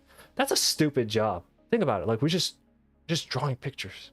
Like, I know that there's a lot of there's a lot of work that goes into getting good at it and then building connections, and I get that. Like, that's any job though. But ultimately, objectively, if you wrote it down on a piece of paper and you're just like, describe your job. All right, check it out. I draw pictures and people give me hella money. Oh, what do you draw? I don't even have to think. They tell me what to draw. Like, come on, son. That's fucking... that's a good-ass job. Yeah.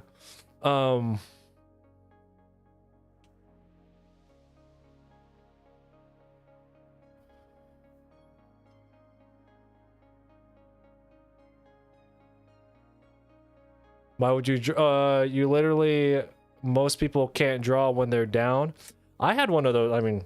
Everyone gets down and when you get tired or physically tired, you know, I have this thing about the concept of art block. Again, we've talked about it before, but like when people talk about art block, I feel like most of the time they're just talking about being tired. Like I'm very active physically. I'm in the gym all the time, or I'm out running, or I'm doing something, right? I keep my body pretty healthy. I get sunlight, you know. I travel for work, but it is still travel, so I get out of the office. There are artists who just stay in their little cubby like forever. Like, that's all they do. They don't exercise, they don't take care of their bodies, they don't sleep. You know, they're living off of coffee and G Fuel. G Fuel, if you're watching, I'll live off your shit. But, you know, if you live like that, you can't do anything, let alone draw. It's not like an artist thing. It's just a life thing. If you live like that, you're gonna have a hard time doing anything. So most artists don't take care of themselves, and they just are like, oh, I have art block. Like, yeah, how about you have you take care of your goddamn self.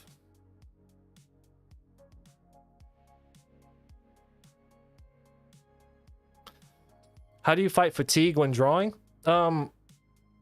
That's another one of those things where it's a combination of how well you take care of yourself and discipline. It's just like, and I know that's such a generic answer, right? But it's the truth. Like, I'll get really tired, but then I remember, I'm like, well, if this art thing doesn't work for me long term, then I have to go back and working on cars. And that's never going to happen.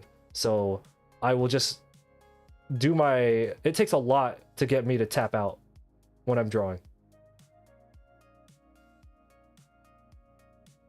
I have the fear, and I feel like a lot of the young people who just come out of art school at like 19, 20 years old, you don't have the fear.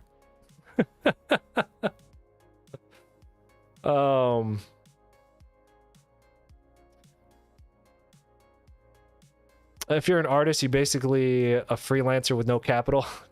Nah, that's not true. There's so many different ways to make money as an artist now. Back when hey, thank you for the follow. Yeah, back before COVID, when I was doing conventions full time, I was making six figures. I know a lot of people who are doing six figures in the convention circuit. In fact, I know a buddy who has a $250,000 right now, who's sitting on $250,000 just because his cons. And I'm not gonna say what he sells, but no, but anyway. Yeah, you can ask me a question. What's up? Well, technically you already asked me a question by asking that, but go ahead and ask another one.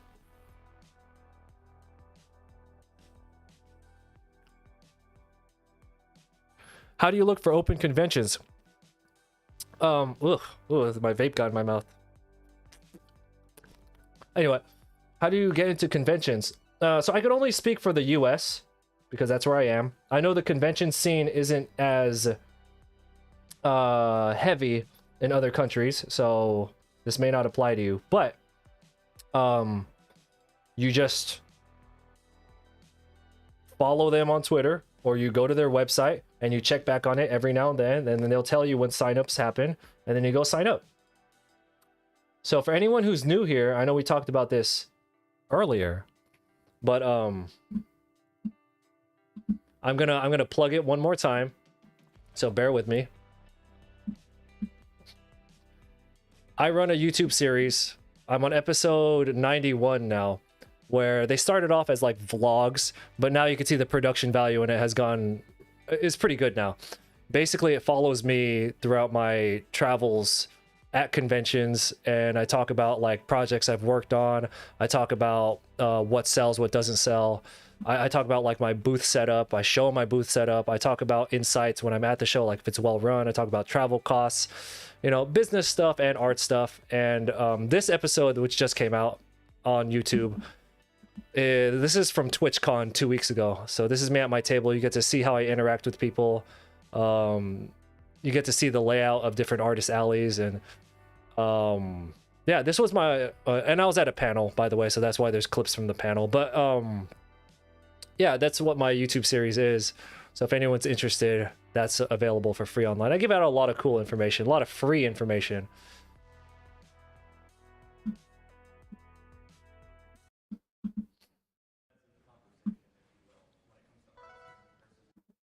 gotta just, there's like two different ways. And then focusing in on like sad. There's like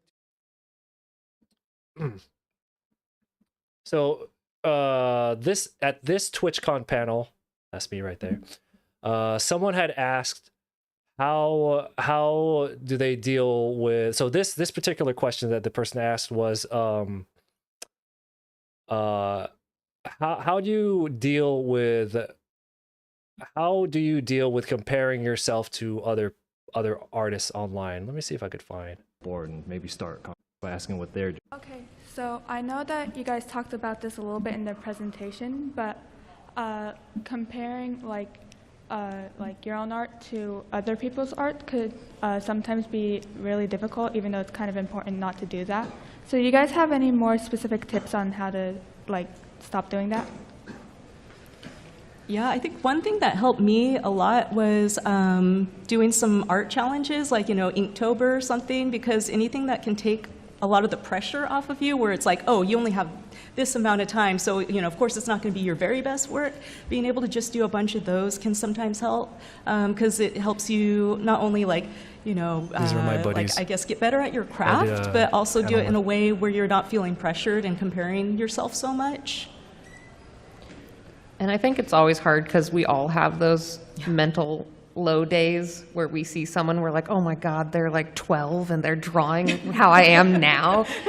You know, we all have those. So I think what helps me a lot is like looking at my old work and seeing, comparing myself to my old self. And I'm like, no, Caitlin, you can calm down. Look how much you've progressed. And then focusing in on like things I want to make and projects I want to complete. That helps me a lot, where I'm like, nah, I can't be sad. I gotta draw this thing. So yeah. It's true. Sometimes if you get so busy, you can't even, you have no time. Yeah, I'm too busy to be sad. There's like two different ways you can use comparison. Like the healthy way is to look at somebody's artwork that you deem is better than yours and just pick it apart and find the things that you want to learn how to do. That's the responsible way to do it, and that's how you're going to get better. I feel like if you're especially on social media too much, because I don't like to be on social a lot, but it's my job. But I feel like if you browse artwork and you're allowing it to make you feel bad, then you gotta just put it down for a little bit and be a little bit more responsible. Say, I can't use this responsibly. Just gotta put it down. I'm just gonna draw. You know, make out the things that, write out a list of things that you need to get better at with your art. Just put this down and then go work on that. And if you do that, I know asking somebody to get off of social for like a week is a lot to ask, but you'd be surprised how much progress you're going to make with your drawing if you just step away from it for a little bit. And then every time I do that, I notice I care a little bit less about other people's artwork, because at the end of the day, it actually has nothing to do with your artwork. And that's what's going to be most beneficial to you, like up here. Yeah, that kind of stuff. That's the kind of stuff that shows up in my YouTube series a lot.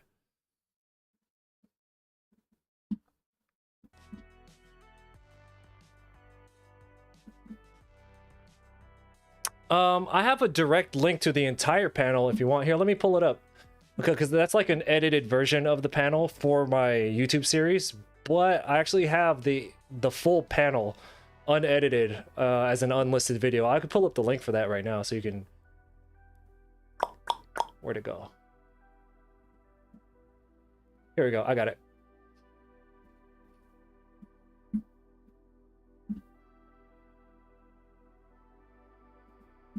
I'm putting it up in the Twitch chat. Do you ever get nervous when you do these? I imagine there wasn't a lot in the audience, but still. Actually, the audience was actually quite full. No, I don't get nervous, dude. I talk in front of y'all all the time. What are you talking about? I've done live drawings in front. I do live drawings in front of crowds. And just sitting at a microphone talking is nothing to me. And that, again, that public speaking, that's a learned thing. I'm sure me 5 years ago probably would have been nervous out of his damn mind, right? But yeah, but now, nah.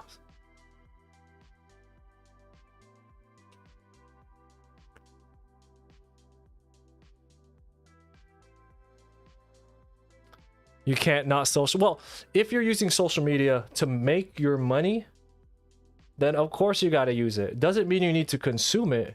Like I was talking to Tim about this earlier. I don't know if you guys are here, but like we're talking about how like if you want to grow on social, you do need to participate to some degree. I don't really, which is why I don't have high numbers on socials, because just for me personally, I just can't. Like I don't like. I just can't with fucking social. Especially it's the people. A lot, not all of them, but a lot of them. And for me, that's why I don't really participate. But if you want to grow on social, and then you can use it for your business, you do have to participate. So there's the whole post and run that you can do, where you just post something and then you're just like, all right, I'm done. You could do that, right? But if you're not using it to make money, I almost don't see a reason to use social outside, or actually, you're not using social. If you're not using social to, hey, thank you for the sub. What's up? Thanks for the resub. How's it going? Now, if you're not using social to either make money or establish yourself so that you can make money in the future, you know, with your art, or I guess in general, or you're not using it to pull resources like reference material, and you're just sitting there consuming, I don't know, man. That seems like a big waste to me up here. Not just a waste of time. I feel like it's a big waste up here.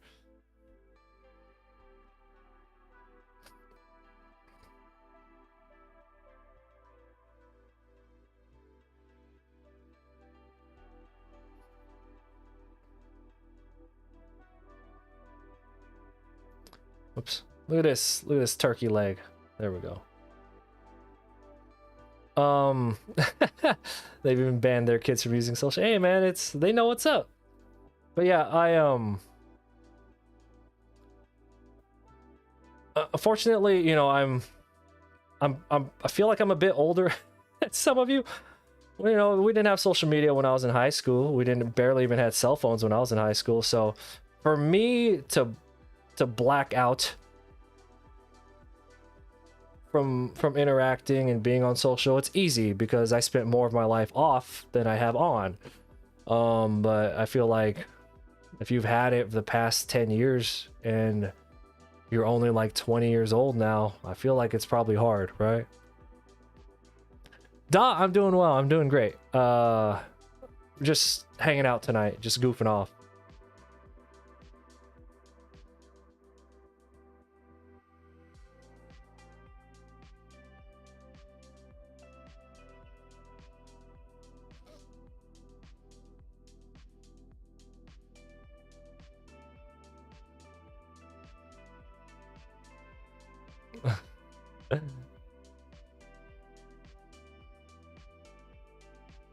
How are you doing, Dot?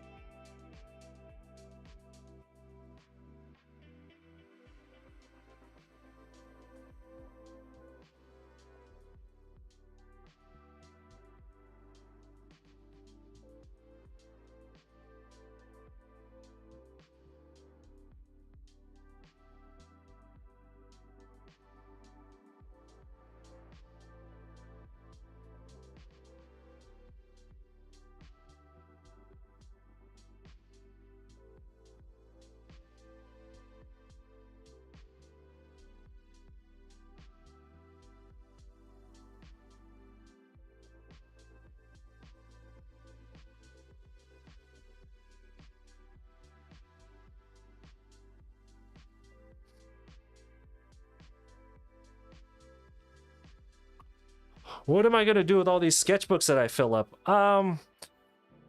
Probably down the road I will make a physical sketchbook. But as of right now, I actually have, if I could find a link, you think I'd have a shortcut to this by now, but let me find a link to it. I actually have a digital sketchbook called the Infinity Sketchbook. I have it up on my Gumroad. If I could pull up the link to my Gumroad right now.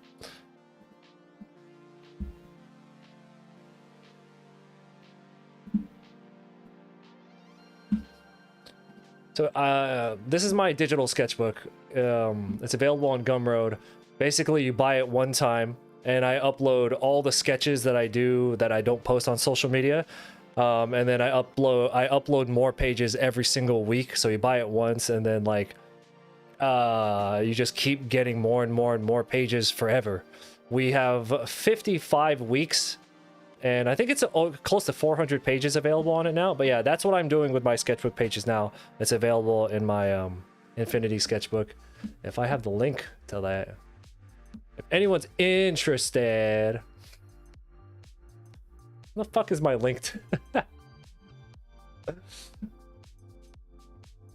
Watch, Tim's gonna beat me to the link.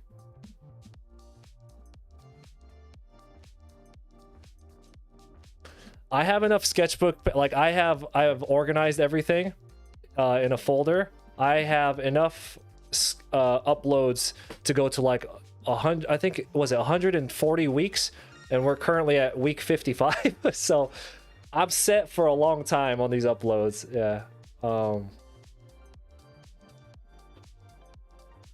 Thanks for the follow. I appreciate it. Oh, you bought it? Hey, I appreciate that. Thank you. I need to make a quick key, a hotkey for that.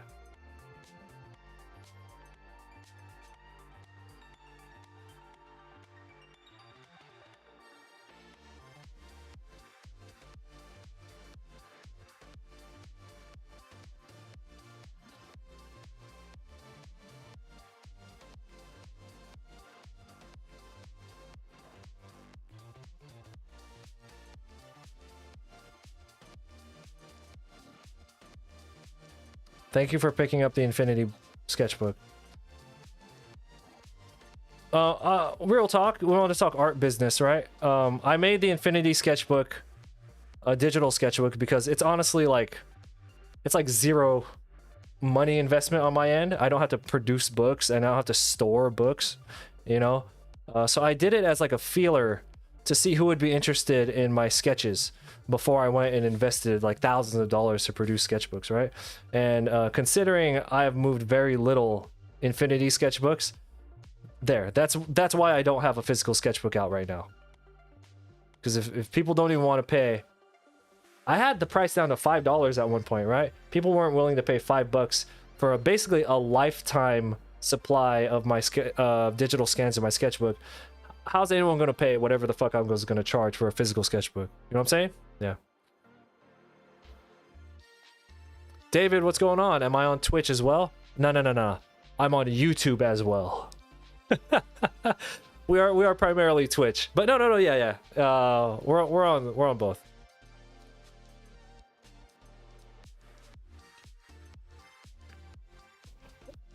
Oh, did you pick it up at $1? See? I appreciate that. See what I mean? Loyalty. I appreciate that.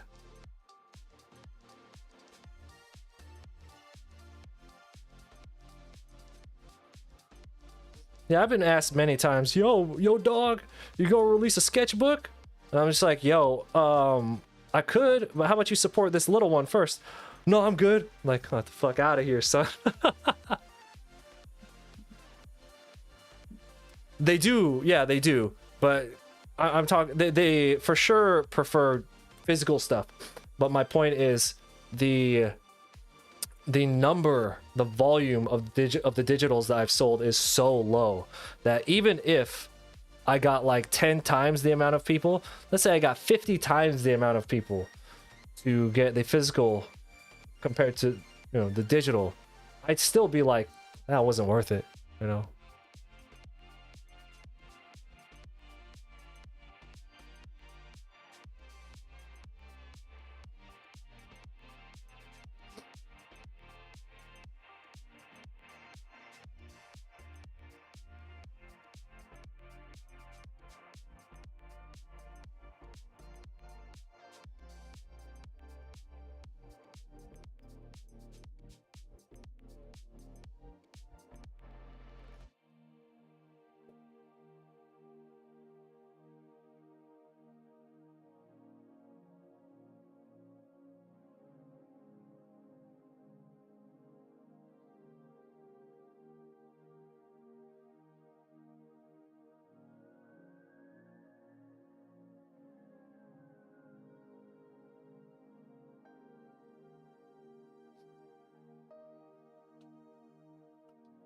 This is a Pentel brush pen. You can command pen and you can see what I'm using, like the exact ones.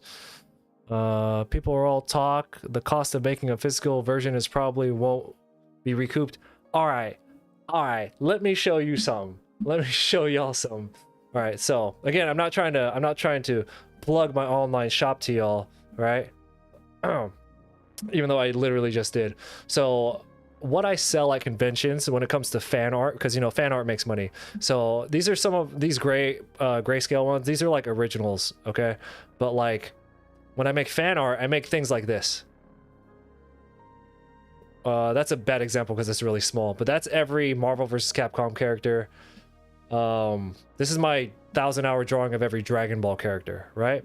So I make stuff like this, and I have to mass produce them. Which mass produce as in I have to order like 1,000 prints of them in order to get the price point low enough. And these are what I sell at cons. We recently just finished a League of Legends one. So my point is, people are all talk when they're just like, yo, you should do a drawing of every ... every ... every ... right? And if I do it, they don't fucking buy it, you know? So I just have to do the ones that I like. And they don't understand that, like, if I do a property that's not gonna sell, the amount of money it takes, well, first off, the fucking time it takes to produce these, right? And then the money it takes to mass produce the actual physical prints is absurd. Now the money I get back from it is pretty fucking sweet. It's like a quadrillion percentage profit, right? But like, yeah, people don't really understand, or they're just like, yo, dog, make a sketchbook, I'll buy it. And they might buy it, you know? So anyway. Yeah, if I were to do something bigger, I would have to do the Kickstarter so that it's pre-funded. Absolutely, yeah.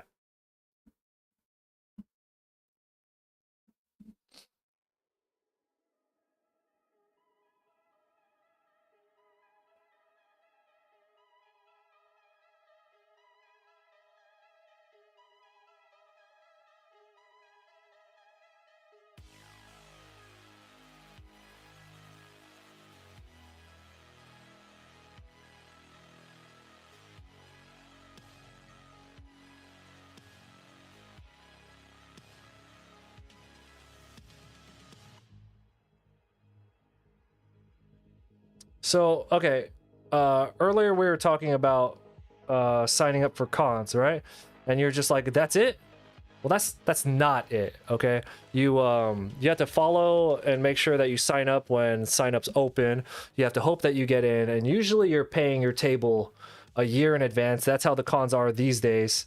Fucking, you get accepted for next year, and then you're gonna be out that money, however much your table is, for like a whole year. And then you have to plan travel, and then you have to, like I said, invest in prints. If it's prints that you're selling, or invest in keychains or whatever it is that you're going to be selling. You have to figure out how you want your display. You have to figure out how you're going to pitch your stuff. You're not just going to get the table, go sit there, and you make a bunch of money, you know. You have to hope that you get a good table placement. You have to, you know, there's just so much that goes on with it. There's taxes, there's you know, there's just so much that's involved with it, yeah.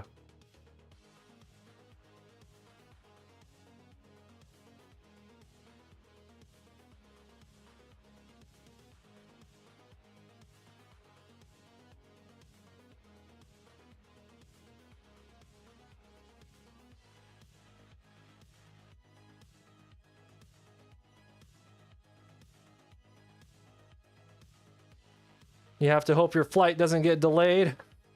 You can't miss your layover. I've been running through airports so much.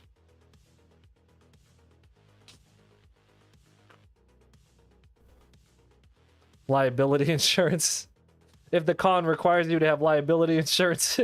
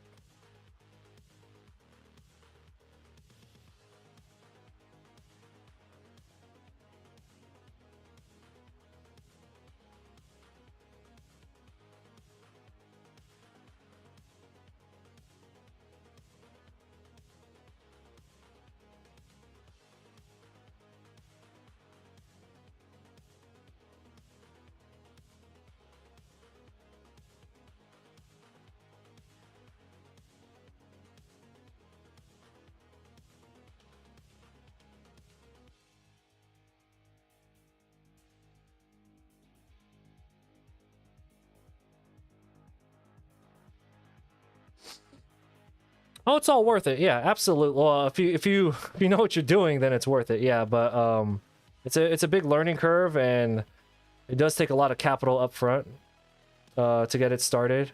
And the worst part is the biggest investments in general are near the beginning. The biggest investments, like when you're just getting everything started and you're figuring everything out, that happens at a time where you're not probably making the most money. Well, you know, after a few years or so, once you got it all figured out and you have everything purchased already and you know who you like to order your stuff through, you know what I mean? Like, you got all that figured out, then it's all just racks and racks and racks from there.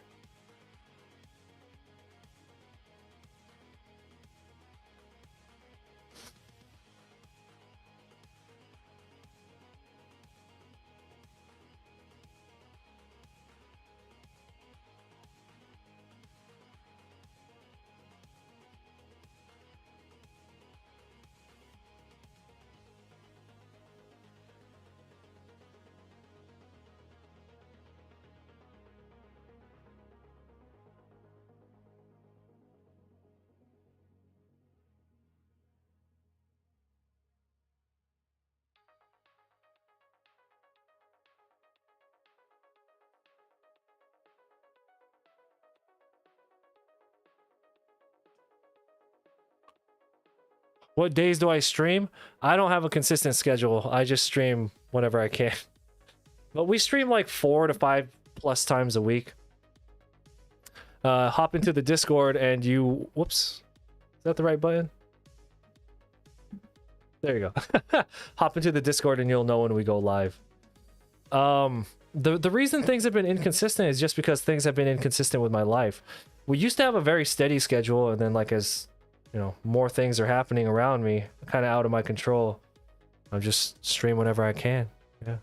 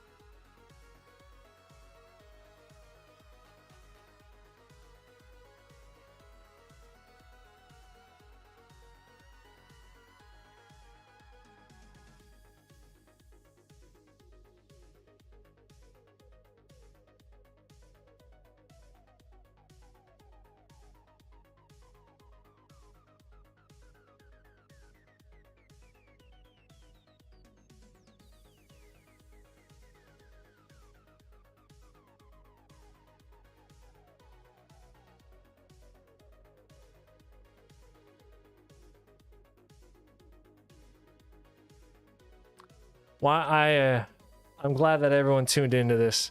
You know, I have been making a lot more pushes lately to, again, one of the reasons where unofficially, if Twitch is watching, we're not multi-streaming.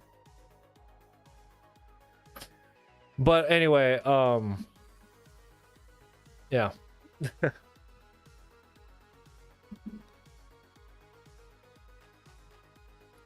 Sometimes I look back and I'm just like, could I have worked harder doing this or doing that, especially like with streaming or the other projects I have. And then I look back and I'm just like, what did I do yesterday? What did I do the day before? Like, man, just really, really fucking busy all the time, you know? Nice schedule.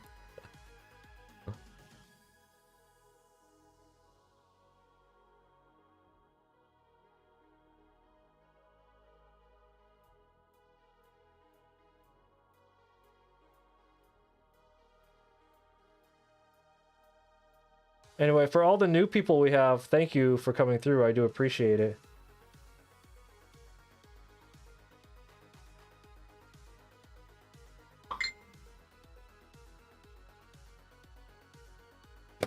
Hold on. The puppy just woke up again and she needs to go outside. I'll actually, I will bring the puppy around after she uses the restroom, but I have to go take her out to go potty, just really quick.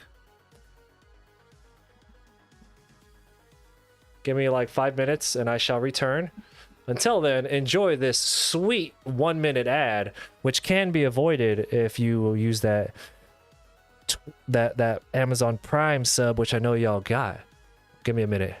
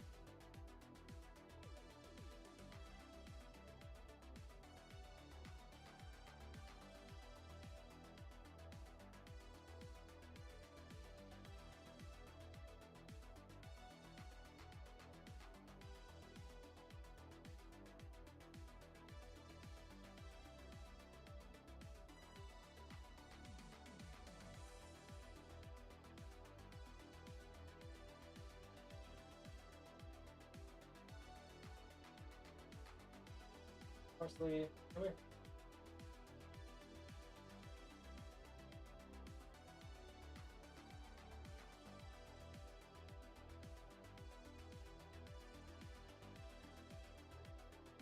She's a sleepy puppy, but she's about to go back to sleep right now. But I just took her out. Her name's Parsley. We've had her for a week. She's 8 weeks old. She's a boxer, yeah.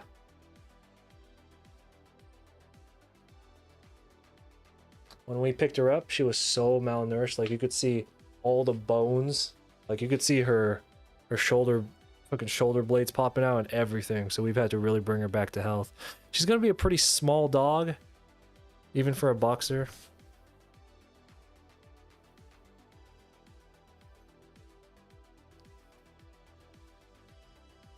Spit that fire. Spit that fire. Oh. Mixtape coming out soon. You know about all that. Anyway, I'm gonna go put her to bed. She doesn't. It's too bright in here. Hold up.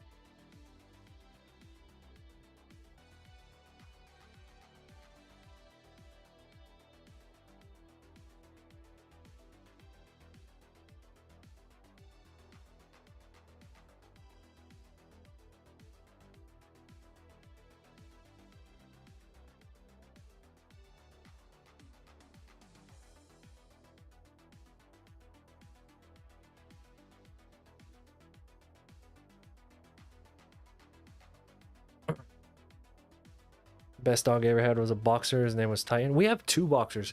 We have an 11-year-old, and we just picked up the new one who's 8 weeks.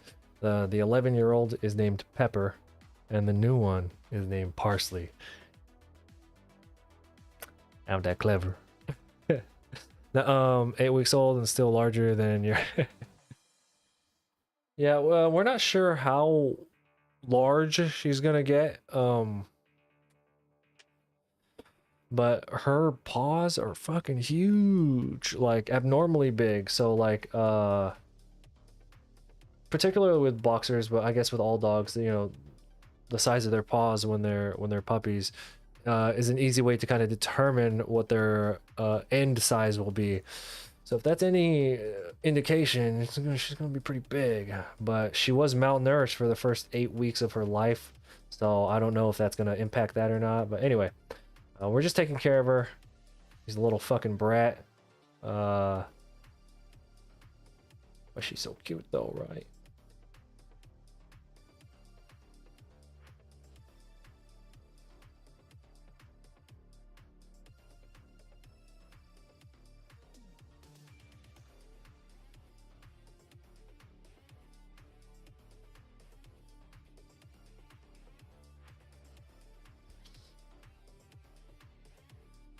Lots of growing to do still, yeah.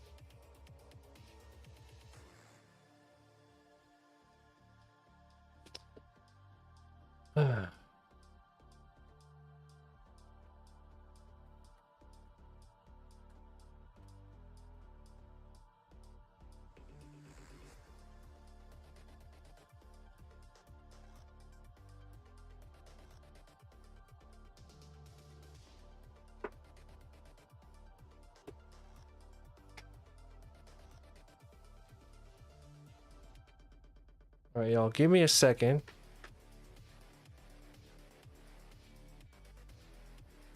One, I gotta clean these before they dry out too hard. And it gets really hard to take the ink off, but also take care of something real quick.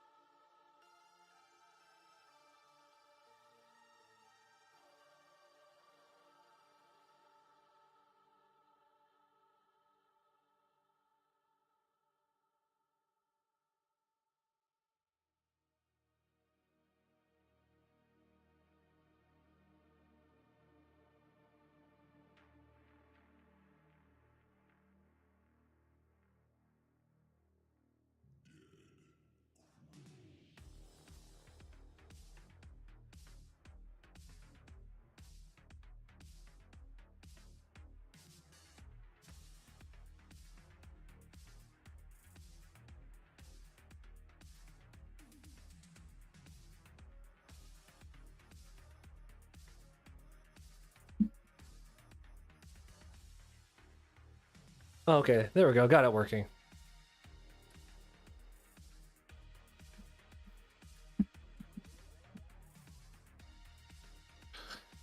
Thank you for all the views today. I appreciate it. That's a good amount of people. You people. Yes, I said you people. So I think it's gonna be Wednesday, but I haven't locked in the exact day yet. We will be doing a 24-hour study stream, and we will be studying some bugs. I don't know which bugs yet. If you want to hop into the Discord and throw out some suggestions, you're more than welcome to. I actually invite all artists here to join the Discord. It's like 99% other artists in there because it is an art-focused Discord. We talk about stupid shit sometimes though, but that's where I'm most active. And I am taking suggestions for what kind of bugs. Like if you know some interesting ones you think would be fun to study, I'm open to all suggestions. Suggestions doesn't mean I'm gonna do them, but yeah. We actually did butt studies. I did a full anatomy. I think for like 4 days we did like a full anatomy like shotgun course, and we did focus on drawing butts. Yeah.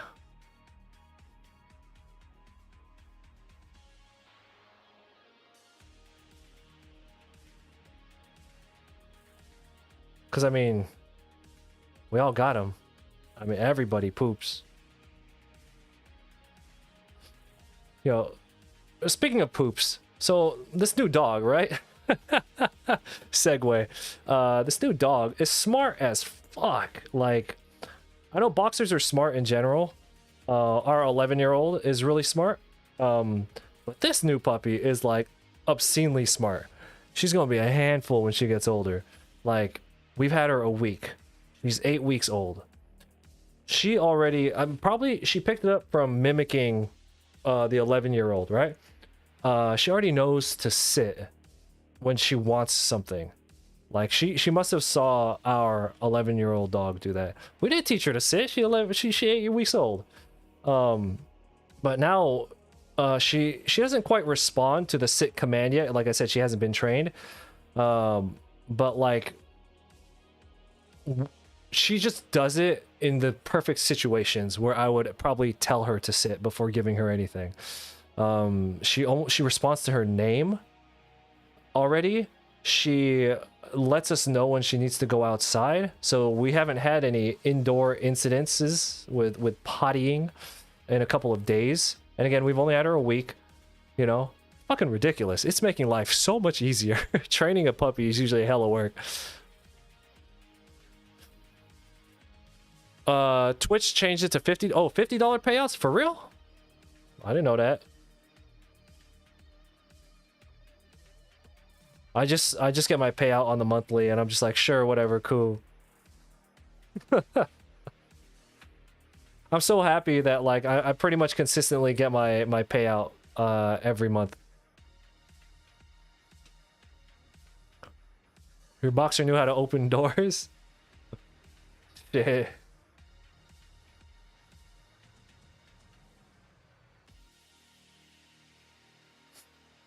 See, that sounds like a handful.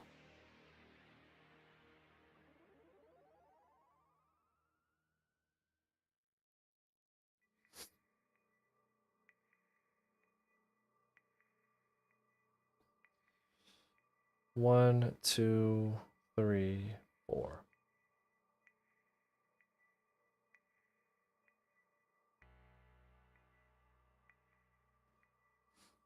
That's how I have to count the obliques. They emailed me out of the blue. Here's your money. How many months did it take for you to get to the $50 threshold?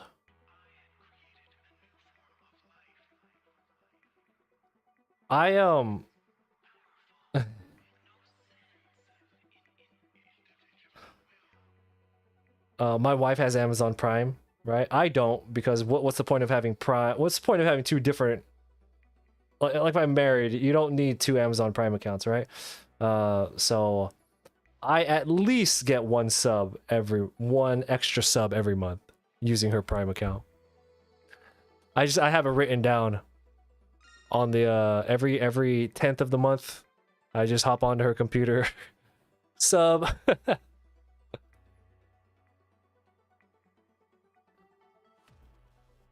Saya, what's going on? Saucer, no, I don't know what that's like.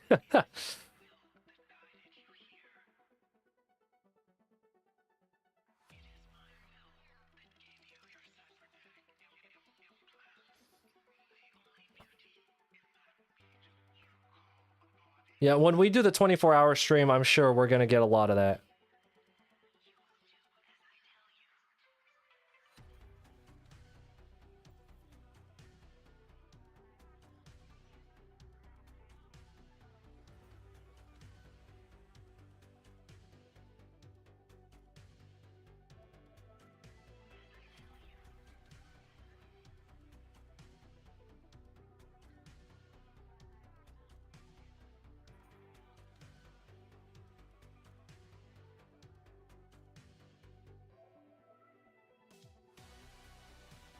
So this is the stuff that will get me banned on TikTok.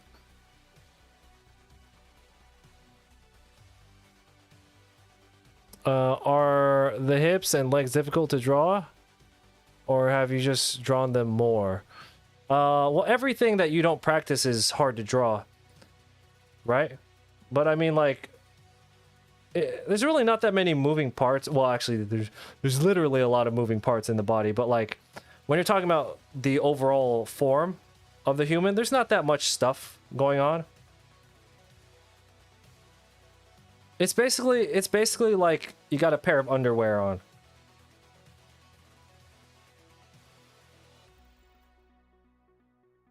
That's the best way to think of it. You got a pair of underwear, and then you got some butt muscles that kind of stick out the side. Let's see you stacked in your back, right? And then there you go. You just insert some Mega Man legs in there.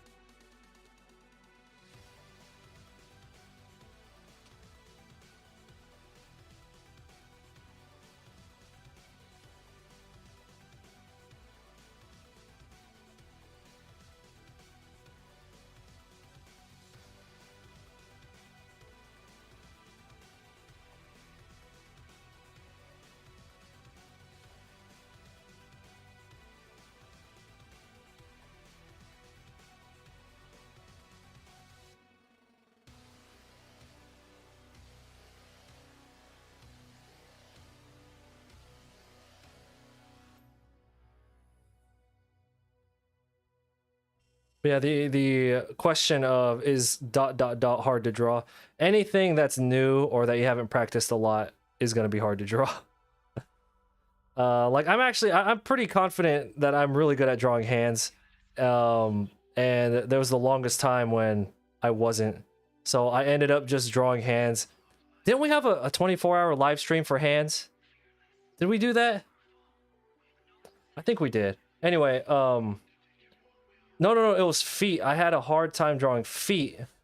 And, well, this is true for hands too, but I remember we did a 14-hour stream where all we did was draw feet the whole time because I was having trouble drawing them. And ever since then, I haven't had any issues drawing feet. Unless I'm using my non-dominant hand. Then it's hard. Normally, I like to learn the bones of particular body parts, but do you remember what I said about feet bones?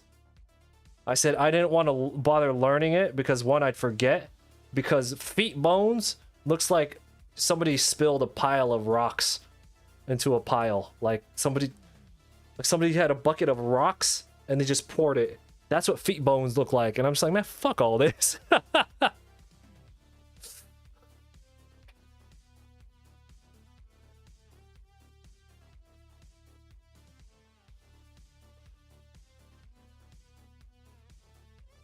Like, have you ever looked at feet anatomy? The bones of the feet? That's a picture where you're like, man, that's a fuck this picture.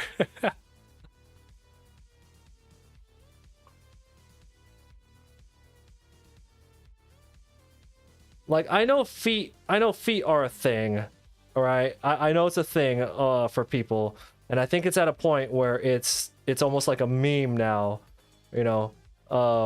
Especially like a Quentin Tarantino picture will show up anytime feet show up in a picture. But when we were doing that 14-hour feet study, I wasn't quite aware how much people were into feet. But when I was drawing it, people just not like a whole 14 hours. Ooh, feet. And I was just like, what the?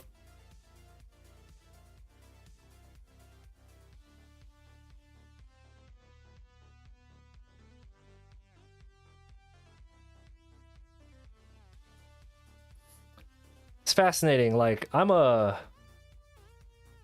as much of a deviant as you guys are, right? Like let's call it what it is. We all adults here, but like feet was never one of the things for me.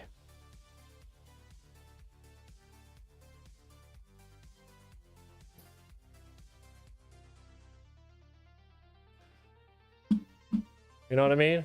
Like I'm such a deviant that this stream is sponsored by the good people over at DeviantArt. I'm part of a sponsorship program called the DeviantArt Collective. If you stream your artwork here on Twitch, DeviantArt has a sponsorship program made to support and help pay you to continue your projects. They'll hook you up with some jobs. They'll hook you up with like we got a sponsorship deal with Elgato with them. I'll drop a link in the chat where you can get some information for that. It's if you're a Twitch art streamer. They also give you the opportunity to create educational content for the actual website. So I've done a hands tutorial for the website. I did an anatomy tutorial for the website as well. Yeah, that's the DeviantArt Collective. I appreciate DeviantArt for supporting the Twitch portion of this stream.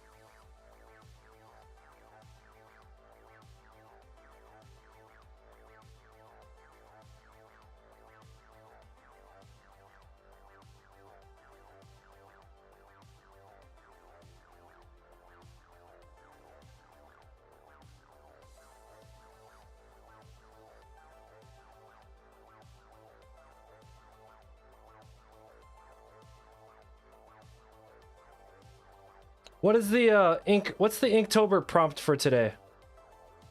The official Inktober prompt.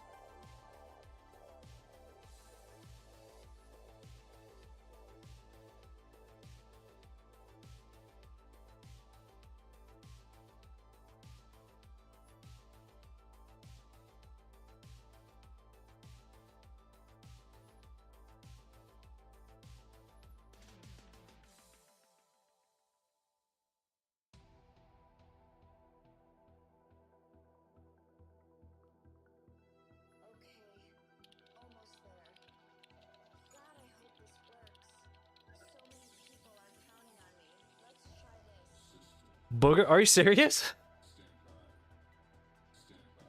That is not what I thought. Is anyone doing Inktober?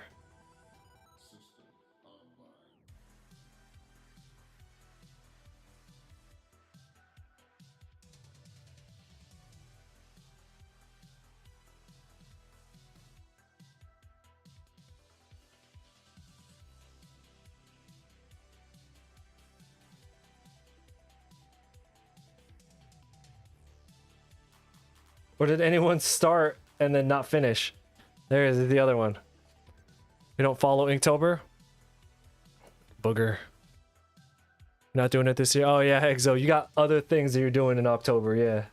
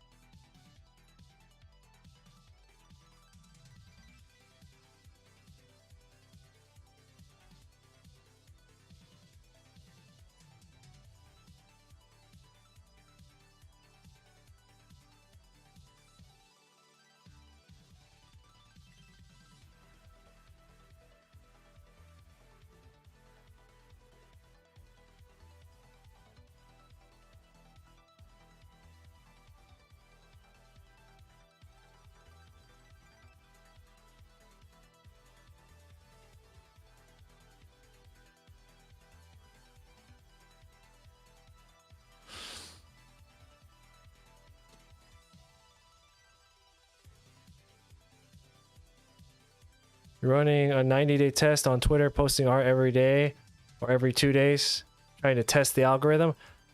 Well, I wish you luck on that.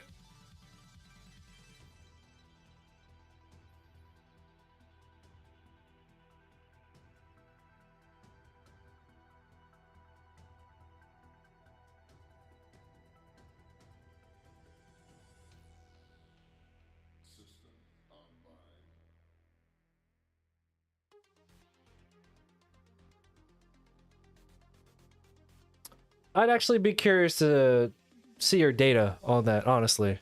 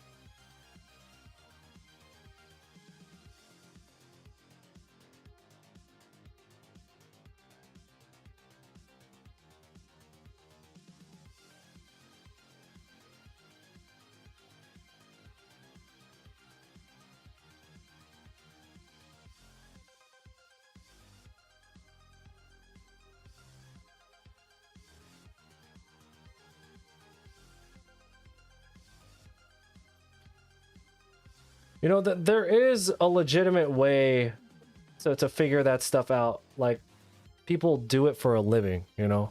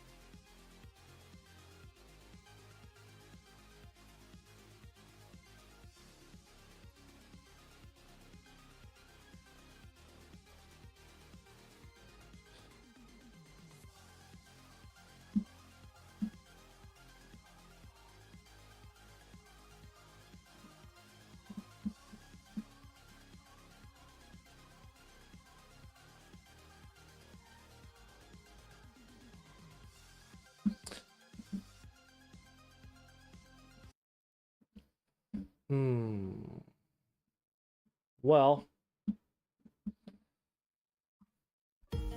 I am going to end up doing some work off stream. There's some projects that I kind of want to get started on. So before we head out, I want to... Well, actually, we're going to go raid somebody right now. But I invite everyone to join the Discord. Also, again, the new episode of my YouTube series is out. So either of those... Actually, if you give that a click, the YouTube episode, give it a click and a like, I'd appreciate it, even if you don't watch it, you know what I'm saying? But anyway, let's find somebody to go raid.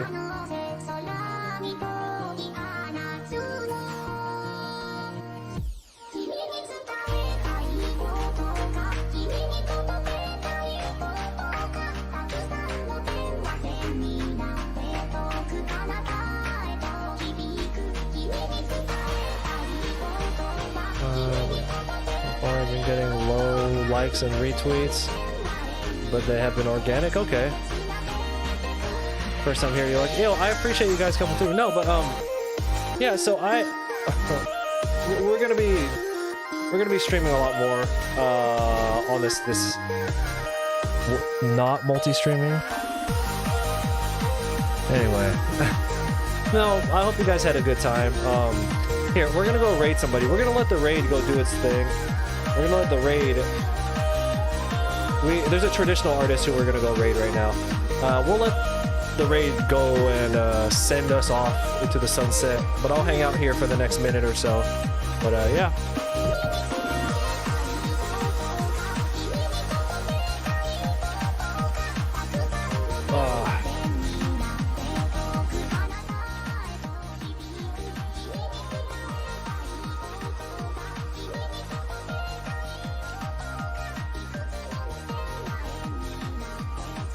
Thank you guys for hanging out with me. I appreciate it.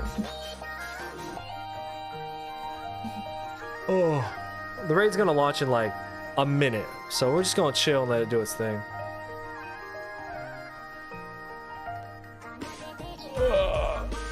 Damn.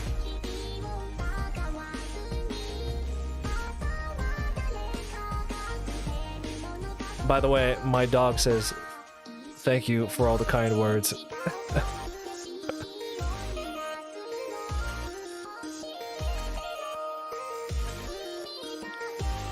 Raid's gonna launch in 10 seconds. Once again, thank you guys for hanging out. Big thanks to DeviantArt for supporting the Twitch section of this stream by sponsoring the channel. And I will see you guys tomorrow, alright? Thank you for hanging out.